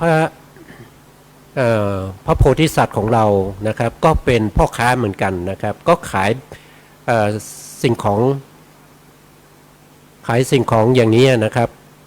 ขายของชำร่วยอะไรต่างๆเนี่ยนะแล้วก็มาพบกันนะครับพอมาพบกันเพราะว่าได้มานอนอยู่ที่เดียวกันนะตกตอนเย็นเนี่ยมานอนอยู่ที่เดียวกันก็ได้พบกันก็พูดคุยกันนะครับแล้วก็ทำให้พอรู้จักกันนะครับตอนเช้านี้ก็แบ่งสายกันนะครับว่าผมจะไปทางนี้คุณจะไปทางนี้นะครับจะไม่ไปทับเส้นทางกันนะครับทีนี้พระเทวทัตก็ไปแล้วก็ไปถึงบ้านหลังหนึ่งซึ่งเป็นบ้านเศรษฐีตกยากนะครับเศรษฐีตกยากเนี่ยบ้านหลังนั้นเนี่ยก็จะมียายกับหลานสาวนะครับอยู่กัน2 คนนะทีนี้หลานสาวก็อยากจะได้เครื่องแต่งตัวนะครับที่พระเทวทัตเอาติดรถมาที่รถเข็นมาเนี่ยนะครับก็ขอให้ยายเนี่ยซื้อให้นะครับยายก็บอกว่าจะซื้อได้ยังไงเงินที่เราจะซื้ออาหารกินแต่ละวันนี้ก็ยังไม่มีเลยนะครับมีถาดเก่าๆอยู่ใบหนึ่งนะครับมีถาดเก่าๆอยู่ใบหนึ่งพอจะแลกเครื่องประดับได้บ้างมั้งนะก็เลยเอาถาดใบเก่าๆนั้นออกมานะครับแล้วก็เอาไปแลกของชำร่วยนะครับของประดับเครื่องประดับนะพระเทวทัตก็จับขึ้นมานะครับก็รู้ทันทีว่าโอ้อันนี้มันต้องเป็นทองแน่ๆเลยนะครับเพื่อให้เกิดความมั่นใจนะครับว่าเป็นทองจริงหรือเปล่าก็เอาเหล็กเนี้ยนะครับไปขีดหลังถาดทองคำใบนั้นนะครับพอขีดให้เป็นรอยแล้วเนี่ยเขาก็เห็นว่าเป็นทองจริงๆนะครับพอเห็นว่าเป็นทองจริงๆก็อยากจะได้เปล่าๆนะครับด้วยนิสัยของอันนี้เป็นปุถุชนนะครับแต่สร้างบารมีมาแล้ว2 อสงไขยนะแต่ยังเป็นปุถุชนอยู่ความเป็นปุถุชนเนี่ยมันร้ายกาจนะครับแม้กระทั่งพระพุทธเจ้าของเรานะครับสร้างบารมีมาจนถึงพัทธกัปนี้ที่ยังไม่ได้เป็นพระพุทธเจ้าเนี่ยแต่ยังเป็นปุถุชนอยู่นะครับยังไปกล่าวร้ายพระสัมมาสัมพุทธเจ้ากัสสปะนะครับพระกัสสปะสัมมาสัมพุทธเจ้ากล่าวว่าการได้สัพพัญญุตญาณของท่านทำไมง่ายจังเลยเนี่ยไปดูถูกนะเกิดการไปดูถูกนะครับการกระทำอย่างนี้มันเป็นกรรมนะครับด้วยกรรมอันนี้นะครับที่สมัยที่เป็นพระโพธิสัตว์ชื่อว่าโชติปาละเนี่ยนะครับโชติปาละเนี่ยไปกล่าวร้ายพระกัสสปะสัมมาสัมพุทธเจ้านะครับไปกล่าวร้ายแค่นี้นะครับพระโพธิสัตว์ของเราจึงต้องมาสร้างบารมีในภพสุดท้ายเนี่ยจะต้องมาทำทุกขกิริยาถึง6 ปีด้วยกรรมตัวนี้นะครับนะต้องมาทำทุกขกิริยาต้องอดอาหารนะครับต้องทุกข์ทรมานอยู่ถึง6 ปีกว่าจะได้ตรัสรู้เป็นพระพุทธเจ้านะครับไม่ใช่เพราะอะไรนะเพราะกรรมนะครับเพราะกรรมแต่ที่สำคัญคือความเป็นปุถุชนนะครับสร้างบารมีมาแล้วถึงเท่าไหร่4 อสงไขยแสนมหากัปจะได้เป็นพระพุทธเจ้าอยู่แล้วนะจะได้เป็นพระพุทธเจ้าอยู่แล้วยังไปสร้างกรรมที่ไปเก่าตูพระสัมมาสัมพุทธเจ้าองค์ก่อนนะครับจึงได้มาต้องมาทำทุกกิริยานะครับ อยู่ถึง6 ปีนะครับเพราะฉะนั้นเรื่องกรรมเนี่ยมันเป็นเรื่องที่ละเอียดอ่อนนะครับแล้วก็เรื่องของปุถุชนเนี่ยมันทำกรรมได้โดยพิสดารมากนะครับนะเดี๋ยวกลับไปเรื่องของพระเทวทัตนิดหนึ่งนะครับพระเทวทัตเนี่ยพอเห็นอย่างนั้นแล้วเนี่ยก็คิดอยากจะได้นะครับแต่ไม่อยากจะเอาของตัวเองเนี่ยไปแลกนะครับดังนั้นจึงบอกว่าเอ้ยถาดนี้ไม่มีราคาอะไรก็โยนทิ้งไปเลยนะโยนทิ้งไปเลยแลกของเราไม่ได้หรอกนะโยนทิ้งไปเลยเสร็จแล้วก็ไปขายของต่อนะครับวนไปหลายที่ไปนู่นไปนี่นะเพราะฉะนั้นเวลามาผ่านไปมากนะครับพระโพธิสัตว์ของเราก็ไปจนหมดแล้วนะครับไปในส่วนที่แบ่งกันนั้นหมดแล้วก็ย้อนกลับมานะครับก็ผ่านมาทางนั้นนะครับพอผ่านมาทางนั้นเนี่ยยายก็เห็นโอ้นี่คนใหม่นะขายของอย่างเดียวกันเลยนะคนนี้คนใจดีมั้งเนี่ยก็เลยถัดทองคำเนี่ยไปขอแลกนะครับพอพระโพธิสัตว์จับดูเนี่ยรู้ได้ทันทีว่าเป็นทองคำนะครับแล้วก็พลิกไปพลิกมาก็เห็นรอยที่พระเทวทัตขีดไว้เมื่อก่อนหน้านี้เป็นทองคำจริงๆนะครับดังนั้นพระโพธิสัตว์ก็บอกว่าโอ้ยถาดทองคำอันนี้มีค่ามากนะครับของทั้งหมดในโลกนี้ทั้งโลกด้วยนะมันยังไม่มีค่าเท่ากับถาดใบนี้เลยนะครับยายก็บอกว่าโอ้ถ้าอย่างนั้นก็เป็นบุญของท่านนะท่านจะเอาอะไรให้ก็ได้นะให้หลานสาวของยายเนี่ยให้ได้สมใจนะครับแล้วก็ถาดท่านก็เอาไปเถอะนะครับถ้าเป็นบุญของท่านแล้วนะพระโพธิสัตว์ก็ยกให้หมดเลยนะทั้งรถเข็นทั้งอะไรเสร็จแล้วก็รู้ด้วยว่าเดี๋ยวเทวทัตต้องกลับมาเอาแน่ก็เลยรีบเดินทางนะครับเดินทางแล้วก็ขึ้นเรือนะครับจะข้ามฟากนะครับพร้อมด้วยถาดทองคำนะทีนี้พระเทวทัตก็ไปขายจนทุกซอกทุกซอยแล้วก็กลับมาเอาถาดทองคำนะครับพอมาถึงยายก็ด่าเลยนะครับว่าท่านบอกว่าไม่มีค่านะครับแต่ชายที่เขาขายของอย่างเดียวกับท่านนะเขาบอกว่ามีค่ามหาศาลนะครับท่านไม่ต้องมานะครับท่านไม่ต้องมาให้เห็นหน้าก็ไล่เลยนะครับไล่เลยนะพระเทวทัตสมัยนั้นจะชื่ออะไรไม่รู้นะครับพระเทวทัตก็รู้ทันทีว่าเพื่อนเราเอาไปแล้วนะครับเพราะฉะนั้นก็วิ่งตามเลยนะครับทิ้งของหมดเลยวิ่งตามไปที่ท่าเรือนะครับไปที่ท่าเรือเห็นเรือออกไปแล้วนะเรือออกไปแล้วนะแล้วเรือก็ไปถึงกลางน้ำแล้วนะพระเทวทัตก็เรียกให้กลับมานะเรือก็ไม่กลับมานะครับแล้วพระเทวทัตก็โกรธมากนะครับจับทรายขึ้นมานะครับเท่ากำมือหนึ่งแล้วก็ตั้งความปรารถนาว่าทุกภพทุกชาติที่จะเกิดต่อไปนี้ข้าพเจ้าจะจองล้างจองผ่านท่านนะครับให้เท่ากับเม็ดทรายเหล่านี้เลยนะครับด้วยความโกรธอันนี้แหละนะครับจึงทำให้พระเทวทัตเนี่ยผูกเวรกับพระโพธิสัตว์นะครับพบกันพบไหนชาติไหนเนี่ยท่านก็จะทำร้ายพระโพธิสัตว์นะพระโพธิสัตว์เคยไปเกิดเป็นลูกของพระเทวทัตนะครับแล้วพระเทวทัตเนี้ยก็ทำกรรมนะครับฆ่าลูกตัวเองนะครับทำไมฆ่าลูกตัวเองก็หวงภรรยาหวงมเหสีนะครับเกิดเป็นพระเจ้าแผ่นดินนะครับมเหสีนี่ก็สนใจแต่ลูกนะครับไม่สนใจตัวเองนะครับก็โกรธมากนะครับด้วยความอาฆาตนั้นนะครับจึงทำให้ฆ่าลูกตัวเองได้นะครับอันนี้คือความเป็นปุถุชนนะความเป็นปุถุชนแล้วก็ความเป็นกรรมนะครับนะเพราะพระเทวทัตเนี่ยตามทำร้ายพระพุทธเจ้าพระโพธิสัตว์เนี่ยทุกครั้งที่เจอกันนะครับแม้แต่ชาติสุดท้ายยังทำให้พระพุทธเจ้าต้องห่อพระโลหิตแล้วก็มาทำลายสงฆ์ด้วยนะครับทำสังฆเพศด้วยนะครับเพราะอะไรเพราะความอาฆาตนะครับเพราะความอาฆาตความริษยานะครับเพราะการตั้งจิตไว้ผิดนั่นเองนะครับตั้งความปรารถนาของจิตไว้ผิดผู้ที่บำเพ็ญบารมีมาถึง2 สงไขย เหลืออีกแค่แสนกับจะได้เป็นพระปัจเจกแล้ว ก็ยังมาทำแบบนี้นะครับ เหมือนกับโชติปาละนะครับโชติปาละพระโพธิสัตว์นะครับ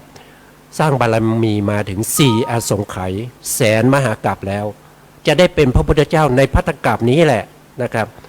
แต่ก็ยังมาเก่าตู่นะครับยังมาเก่าตู่พระสัมมาสัมพุทธเจ้านะครับจึงทำให้ต้องไปบำเพ็ญทุกกิริยานะครับถึง6 ปีด้วยกันนะครับอันนี้ก็เป็นเรื่องของกรรมด้วยนะครับไม่ใช่กรรมนี้ไม่ใช่ว่าใครทำให้นะครับต้องเข้าใจนะกรรมเนี่ยไม่มีใครทำให้แต่เราทำเองนะครับเราทำเองเรารับผลเองนะครับเรามีกรรมเป็นที่พึ่งมีกรรมเป็นที่อาศัยมีกรรมเป็นเผ่าพันธุ์มีกรรมเป็นกำเนิดนะครับทำกรรมดีไว้ก็ย่อมได้ดีทำกรรมชั่วไว้ก็ย่อมได้ชั่วนะเมื่อกรรมจะให้ผลได้ก็ต้องอาศัยเขาเรียกว่าอาศัยประโยชน์อาศัยจักสี่นะครับอาศัยจักสี่นะครับเพราะฉะนั้นเราไม่อยากจะให้อกุศลกรรมเนี่ยมาให้ผลแก่เราที่เราเคยทำไว้แล้วเพราะฉะนั้นเราก็จะต้องมีประโยคะนะครับมีประโยคะในการที่จะทำกุศลนะครับทำกุศลให้มากๆนะครับเพื่อจะปิดประตูอบายนะครับเพื่อจะปิดประตูกรรมที่จะให้ผลที่เป็นอกุศลกรรมนะครับเพื่อจะปิดประตูตัวนั้นนะครับเพราะฉะนั้นพวกเราในอดีตชาติเนี่ยเราไม่รู้ว่าเราทำกรรมอะไรไว้นะครับอย่างที่พระพุทธองค์ได้แสดงให้พวกเราได้ฟังจากพระสูตรนี้ผมก็ฟังแล้วก็ซาบซึ้งนะครับผมรู้ว่าตัวผมเนี่ยนะเป็นโรคมากนะครับต้องไปโรงพยาบาลนะต้องไปโรงพยาบาลบางเดือนไป2 ครั้ง 3 ครั้งนะครับ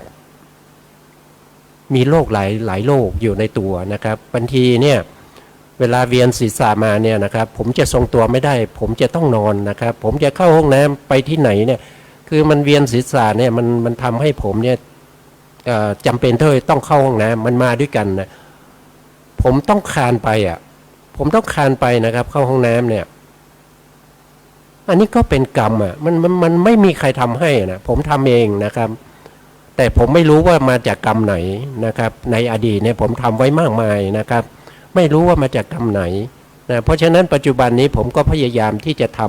ำกุศลกรรมนะครับไม่ว่าจะเป็นการใส่บาตรนะครับไม่ว่าจะเป็นการศึกษาพระธรรมคำสั่งสอนของพระสัมมาสัมพุทธเจ้าแล้วก็นำไปเผยแผ่นะครับนำไปเผยแผ่นะครับเดินจงกรมบ้างนั่งสมาธิบ้างนะครับรักษาศีลนะเข้าพรรษาก็รักษาศีล8นะครับ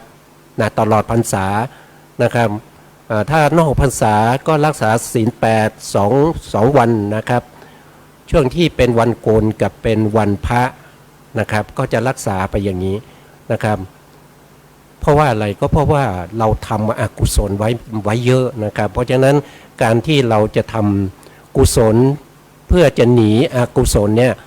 เราจริงจะต้องทำให้มากๆนะครับผมก็เข้าใจผมก็รู้นะครับผมก็ไม่ได้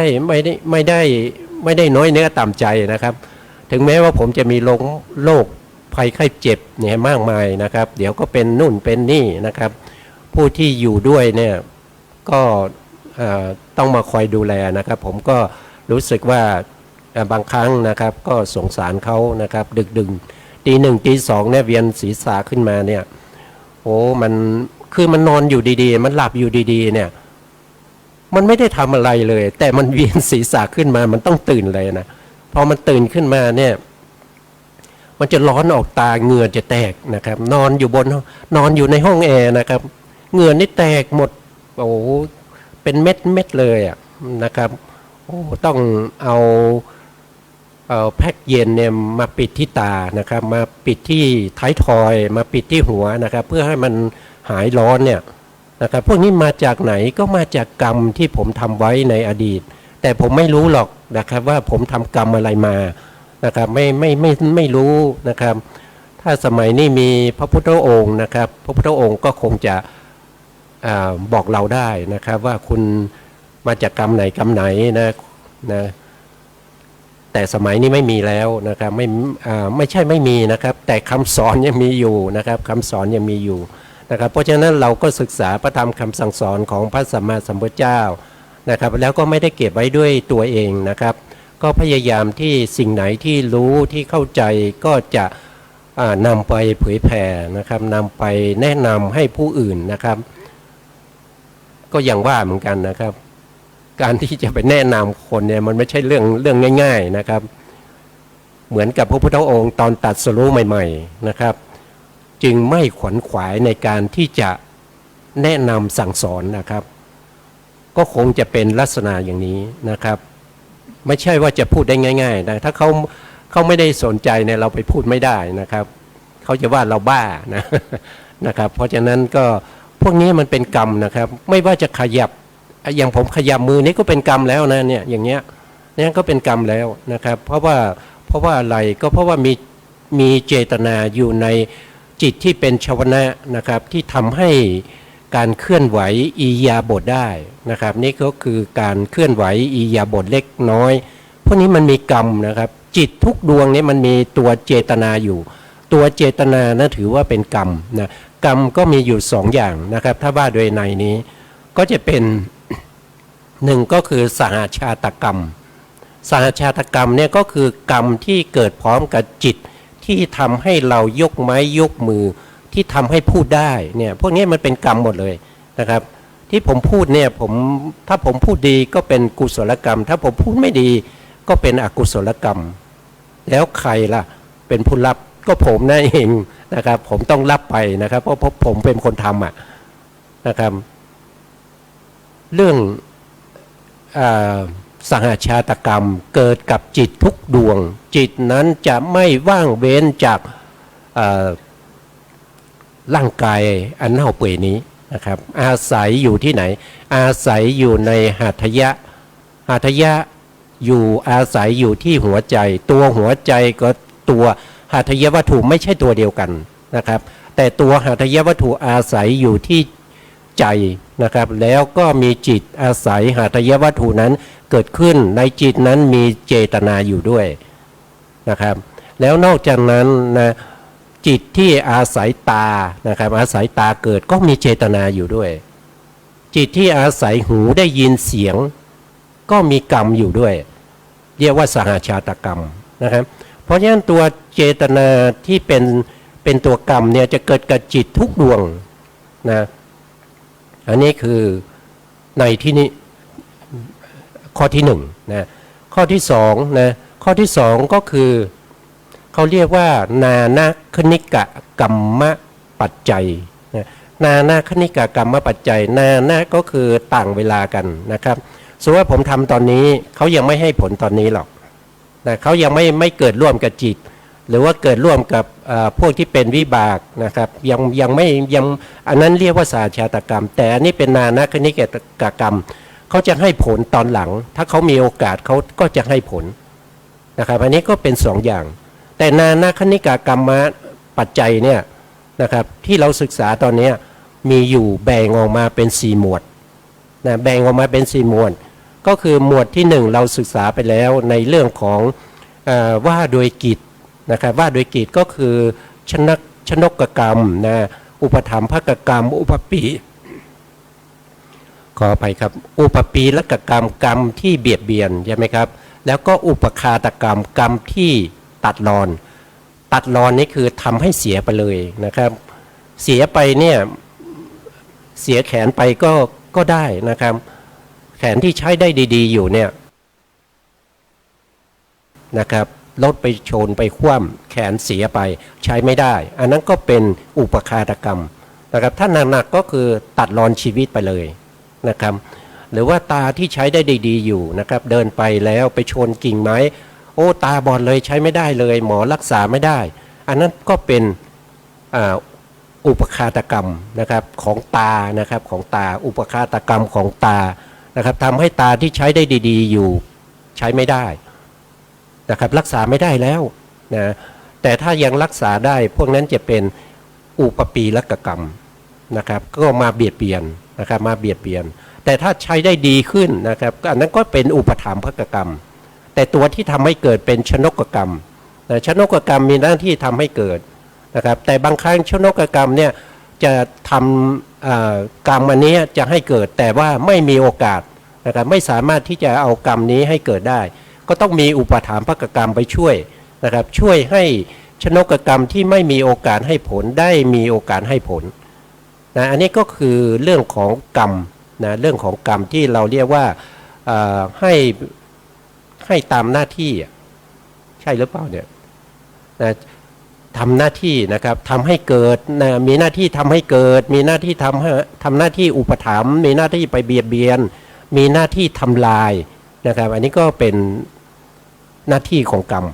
นะแต่ถ้าว่าอีกอย่างหนึ่งนะครับว่าด้วยน้ำหนักของกรรมเนี่ยอันนี้เราจะพูดถึงในเรื่องของคุลุกรรมนะครับคุลุกรรมก็คือกรรมที่หนักนะครับไม่มีกรรมอื่นมาห้ามได้นะเขามีโอกาสให้ผลในหลังจากที่เราตายพบเนี่ยเขาจะให้ผลทันทีนะครับก็คือนำเราไปเกิดนะครับมีทั้งกุศลและอกุศลนะครับคุลุกรรมนี่มีทั้งกุศลและอกุศลนะครับแต่ที่เราศึกษาเนี่ยจะเป็นเฉพาะอกุศลนะกุศลคืออะไรกุศลก็คืออย่างที่เราเจริญในเรื่องของสมาธิเนี่ยเรา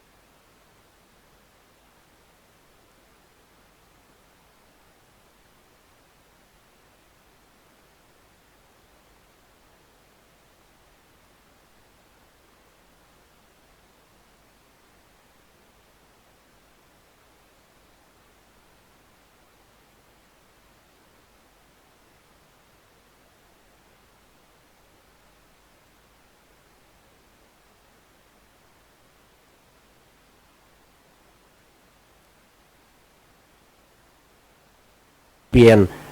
กุศลที่เขาให้ผลแล้วทำให้ผลของกุศลนั้นไม่เจริญนะครับยกตัวอย่างง่ายๆก็คือเราไปขายของนะครับเราไปขายของสิ่งของนี้เราจะไปขายราคา 5,000 นะราคา 5,000 ถ้าเราไปทำอกุศลบ่อยๆอกุศลนั้นก็จะมาเบียดเบียนสิ่งของนี้ก็ทำให้เราได้ขายแค่ 200-300 นะครับได้แค่ 2-3,000 มันไม่ได้ถึงราคามันตั้ง 5,000 อ่ะแต่มันมีโอกาสมีสถานการณ์มีความวุ่นวายอะไรไม่รู้ทำให้เราได้ขายแค่1,000 เดียวหรือว่า 200-300 ก็ได้เนี่ยมันเบียดเบียนเราอย่างนี้แต่ถ้าเราทำกุศลกรรมเนี่ยของเนี้ยมีราคา 5,000 อย่างเงี้ยเราก็จะไปขาย 5,000 ไปเจอคนที่เข้าใจดีโอ้ยเดี๋ยวผมเอาไปเลยนะผมให้คุณ 8,000 ก็แล้วกันเนี่ยมันก็อุดหนุนกันเนี่ยใช่ไหมครับมันก็อุดหนุนน่ะให้เราได้เจริญขึ้นได้มากขึ้นนะครับอันนี้ก็เป็นเรื่องของ กรรมที่เราเรียกว่าให้ตามน้ำหนักนะกรรมหนักก็ให้ผลในปฏิสนธิการในตายจากภพนี้ไปเรียกว่าชนกกรรมนะตัวที่ไปอุปถัมภ์ก็เรียกว่าอุปถัมภกกรรมตัวที่ไปเบียดเบียนก็เรียกว่าอุปปีละกกรรมนะอกุศลก็ถูกเบียดเบียนด้วยกุศลก็มีนะครับไม่ใช่เฉพาะกุศลถูกอกุศลเบียดเบียนนะครับกุศลกำลังให้ผลอยู่อย่างเงี้ยนะกำลังให้ผลอยู่กำลังเจ็บป่วยอยู่นะครับนอนอยู่บนเตียงหมอก็ดูแล้วโอ้คุณน่าจะไม่รอดแล้วนะเสร็จแล้วกุศลที่เราทำในมรณาสันการเนี่ยนะครับมีพระมีอะไรมาเทศมาสวดมาไหว้นะครับทำให้เราได้ฟังธรรมได้อันนี้เราก็ทำใจของเราเราเคยเจริญวิปัสสนามาก่อนเคยทำสมาธิมาก่อนนะครับเราก็พยายามที่จะทำสมาธิทำสมาธิเจริญวิปัสสนาบนเตียงนั่นแหละนะครับทำไปทำมาผู้นี้หมอมาเอ้ยเป็นไปได้เหรอวันนี้อาการดีขึ้นเนี่ยผมนึกว่าจะเลียวลงแล้วนะผมนึกว่าคุณจะผมนึกว่าผมจะมาไม่พบคุณแล้วนะครับโอ้คุณดีมากเลยคุณทำยังไงหมอจะถามใช่ไหมก็เพราะว่ากุศลกรรมเนี่ยมันไปเบียดเบียนอกุศลกรรมที่มันกำลังให้ผลอยู่นะครับก็เป็นอย่างนี้นะครับแล้วก็ยังเหลืออีก2 บทที่เรายังไม่ได้พูดถึงนะครับวัดนะครับก็หมวดที่3นะครับก็เรียกว่าเป็นการให้ผลตามเวลานะครับตามเวลาก็คือจะมีอยู่4อย่างเหมือนกันนะครับก็จะมีอันที่1ก็คือเขาเรียกว่าเป็นทิฏฐธรรมเวทนิยกรรมก็คือกรรมที่ให้ผลในภพนี้นะครับให้ผลในภพนี้ทำภพนี้ให้ผลภพนี้เลยนะครับนะก็คือถ้าเราดูจากวิถีจิตนะครับดูจากวิถีจิตนะครับท่านก็บอกว่าชาวนาดวงที่1เนี่ยเขาจะให้ผลในภพนี้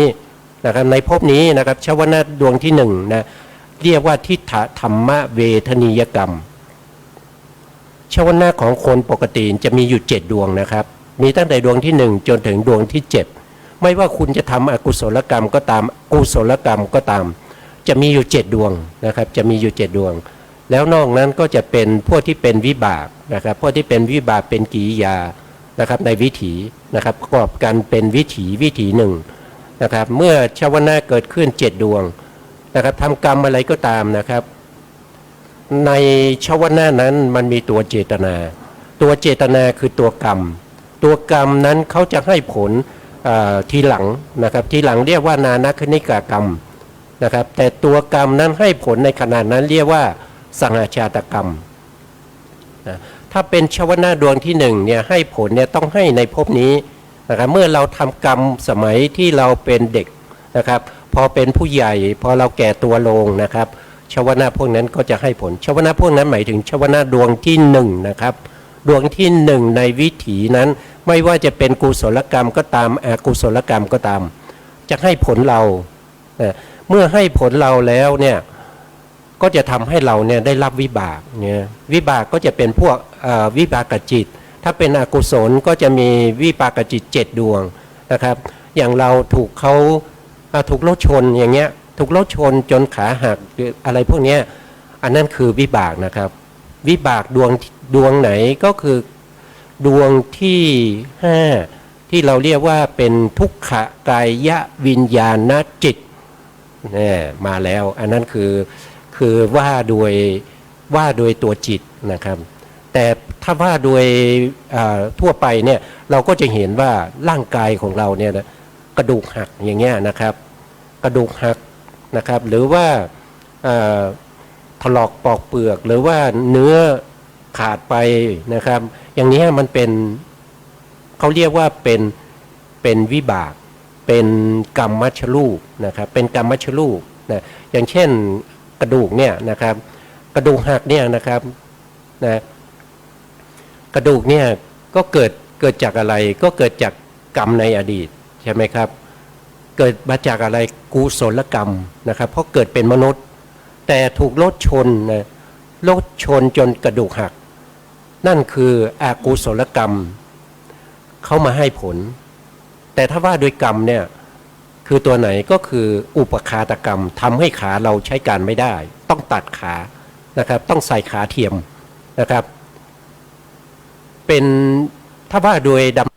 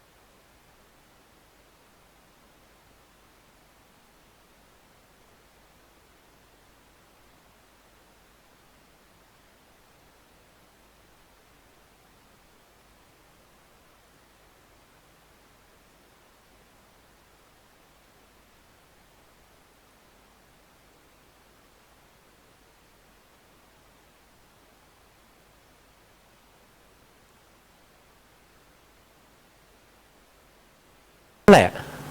ตอนที่เราเกิดที่เขาให้ผลนั่นแหละเราเรียกว่าเป็นทิฏฐธรรมเวทนีอุปชะนะครับการให้ผลโดยชวนาดวงที่7ในเรียกว่าอุปชะเวทนียกรรมนะครับให้ผลในภพที่2นะครับทีนี้ชวนาที่เหลืออยู่ตรงกลางเนี่ยตั้งแต่ดวงที่2ถึงดวงที่6เนี่ยเขาจะให้ผลตอนไหนเขาจะให้ผลตอนที่หลังจากภพที่2เป็นต้นไปนะครับคือนับภพนี้ภพที่1นะครับไปเกิดในภพหน้าเป็นภพที่2แล้วไปตายจากภพที่2ภพหน้าไปเกิดในภพที่3อันนั้นเป็นภพต่อไปนู้นนะครับจนกว่าเราจะเข้าสู่ปรินิพพานนะครับชาวนาดวงที่2ถึงดวงที่6ก็จะตามให้ผลเราไปเรื่อยๆเรียกว่าปราปริยเวทนียกรรมนะครับอันนี้ก็เป็นการให้ผลตามลำดับนะครับแล้วทีนี้ในส่วนที่เราปรินิพพานแล้วใช่ไหมครับกรรมยังเหลืออยู่ใช่ไหมเหลืออยู่นะครับกรรมยังเหลืออยู่กรรมที่เหลือเราเรียกว่าเป็นอโหสิกรรมนะเราก็เจอแล้วอโหสิกรรมอโหสิกรรมธรรมดาไม่มีนะครับอโหสิกรรมมันจะมีอย่างนี้นะครับหนึ่งก็คือกรรมที่เราทำปัจจุบันนี้ให้ผลไม่หมดนะให้ผลไม่หมดแล้วยังเหลืออยู่แต่เราตายไปแล้วนะครับชาวนาดวงที่1ที่เหลือตรงนั้นก็เป็นอโหสิกรรมไปพอไปภพที่2นะภพที่2ชาวนาดวงที่7ยังไม่ได้ให้ผลนะครับเราก็ตายจากภพที่2ไปภพที่3แล้วเพราะฉะนั้นชาวนาดวงที่7ในภพที่2ก็เป็นอโหสิกรรมไปแต่ชาวนาดวงที่1จนถึงดวงที่2จนถึงดวงที่6เนี่ยจะเป็นอโหสิกรรมได้ต่อเมื่อเราปรินิพพานครับนะครับอันนี้ก็เป็นกรรมทั้ง3หมวดนะครับยังเหลืออีกหมวดหนึ่งก็คือเรื่องของกุศลกรรมอกุศลกรรมนะครับแล้วเรื่องของกรรมกุศลรูปกุศลอรูปกุศลและอกุศลนะครับแล้วก็เอาไว้แค่นี้ครับพวกกันครับขอบคุณอาจารย์ประเสริฐครับท่านผู้ฟังครับเรื่องของกรรมนั้นเป็นเรื่องที่น่าศึกษาอย่างยิ่งเพราะเราทำกรรมทุกวันจะว่าเป็นกายกรรมก็ดีวจีกรรมก็ดีมโนกรรมก็ดีมีผลทั้งนั้นจะเป็นกุศลหรืออกุศลก็มีผลทั้งนั้นก็สำหรับรายละเอียดนั้นเราก็จะได้ศึกษากันในวันอาทิตย์หน้าแต่วันนี้ถ้าเรามีความเข้าใจว่าทุกคนมีกรรมเป็นของตนเป็นทายาทของกรรมมีกรรมเป็นกำเนิดมีกรรมเป็นเผ่าพันธุ์มีกรรมเป็นที่พึ่งอาศัยท่านใดที่ได้สร้างกุศลกรรมไว้ก็มีรูปร่างดีมีปัญญามีฐานะดีมีศักดิ์สูงก็พึงปฏิบัติกุศลกรรมต่อไปอย่าได้ประมาทส่วนท่านใดที่ได้รับวิบากกรรมที่ตรงกันข้ามนั้นก็พยายามสร้างกรรมที่ดีเพื่อที่จะรับผลในอนาคตครับท่านผู้ฟังที่เคารพครับรายการศึกษาพระพุทธศาสนาตามพระไตรปิฎกก็มาถึงช่วงสุดท้ายข อขอบคุณท่านผู้ฟังทางบ้านทุกท่านขอขอบคุณทางสถานีวิทยุเพื่อการศึกษาพระพุทธศาสนาและวัฒนธรรมซึ่งมีพระครูวิศวัตวรกิจโจเป็นผู้ในการและขอขอบคุณท่านผู้ร่วมรายการทุกท่านกลับก่อนจบรายการก็ขอเชิญทุกท่านได้แผ่ส่วนบุญส่วนกุศล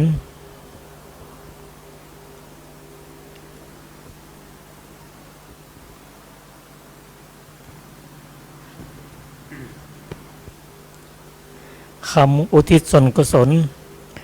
สัตว์ทั้งหลายไม่มีที่สุดไม่มีประมาณ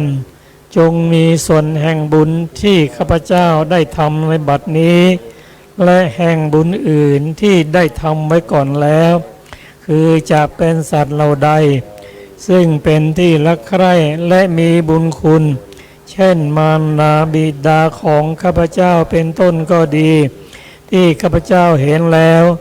หรือมิได้เห็นก็ดีสัตว์เหล่าอื่นซึ่งเป็นกลางหรือเป็นคู่เวรกันก็ดีสัตว์ทั้งหลายตั้งอยู่ในโลกอยู่ในภูมิทั้งสามอยู่ในกำเนิดทั้งสี่มีขันธ์ห้าขันธ์มีขันธ์เดียวมีขันธ์สี่ขันธ์กำลังท่องเที่ยวอยู่ในภพน้อยใหญ่ก็ดีท่านเราใดรู้ส่วนบุญที่ข้าพเจ้าแผ่ให้แล้วขอท่านเหล่านั้นจงอนุโมทนาเองเถิดส่วนท่านเหล่าใดที่ยังไม่รู้ส่วนแห่งบุญนี้ขอเทวดาทั้งหลายได้โปรดบอกท่านเหล่านั้นให้รู้ด้วยเพราะเหตุที่ได้อนุโมทนาส่วนบุญที่ข้าพเจ้าแผ่ให้แล้วขอท่านทั้งหลายจงเป็นผู้ไม่มีเวรอยู่เป็นสุขทุกเมื่อจนถึงพระนิพพานความปรารถนาที่ดีงามของท่านเหล่านั้นจงสำเร็จเถิด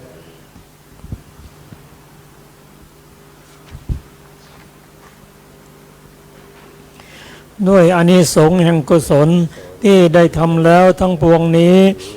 ขอพระศาสนาของพระโลกนาถจงสว่างไสวด้วยข้อปฏิบัติมีศีลเป็นต้นอันบริสุทธิ์ขอพระศาสนาของพระสัมมาสัมพุทธเจ้าจงสถิตอยู่ในโลกตลอดกาลนานขอปวงสัตว์จงมีความเคารพในพระพุทธศาสนาเป็นนิจขอฝนจงตกในพื้นปัตตภีโดยชอบตามฤดูกาลขอผู้ยินดีในพระสัทธรรมจงปกครองชาวโลกโดยธรรมเถิด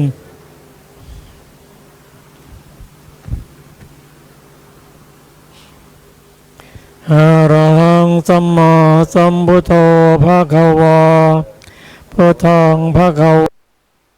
วันตังอภิวาเทมิสวากขาโตภะคะวะตาธัมโมธัมมังนัมสสามิ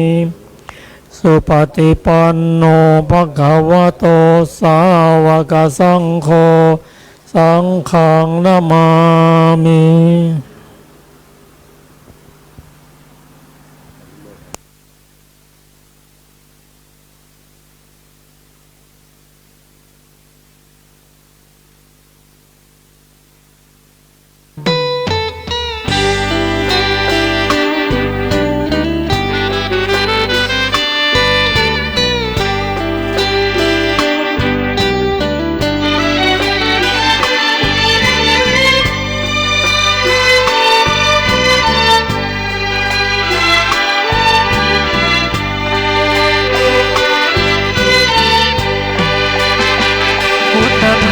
บรรเลงเป็นเพลงเพื่อชาวมวลชนชีวิตมืดมนสับสนจงมาฟังเพลงสิ่งร้ายๆในใจอย่าได้กลัวเกรงพุทธธรรมบรรเลงกำราบปราบให้ดับสูญขอยกพุทธธรรมน้อมนำใส่ในบทเพลงเศร้าเหงาวังเวงเอาเพลงสร้างสรรค์คำจุนฟัง กันแล้วอย่ารอบอกต่อเป็นบุญ ขอให้ท่านคุณทั้งหลายบอกไปเถิดนาคำสอนพระองค์84,000พระธรรมขันธ์ได้ทรงสร้างสรรค์เตือนใจไว้ทุกเวลา อย่าหลงมัวเมาจิตเฝ้าแต่ปรารถนา รูปเวทนาสัญญาสังขารวิญญาณเห็นชัดพุทธคุณเหมือนบุญที่มาชวนเชิญ สาระภาพเพลินชวนเชิญให้ทำเป็นธรรมฟัง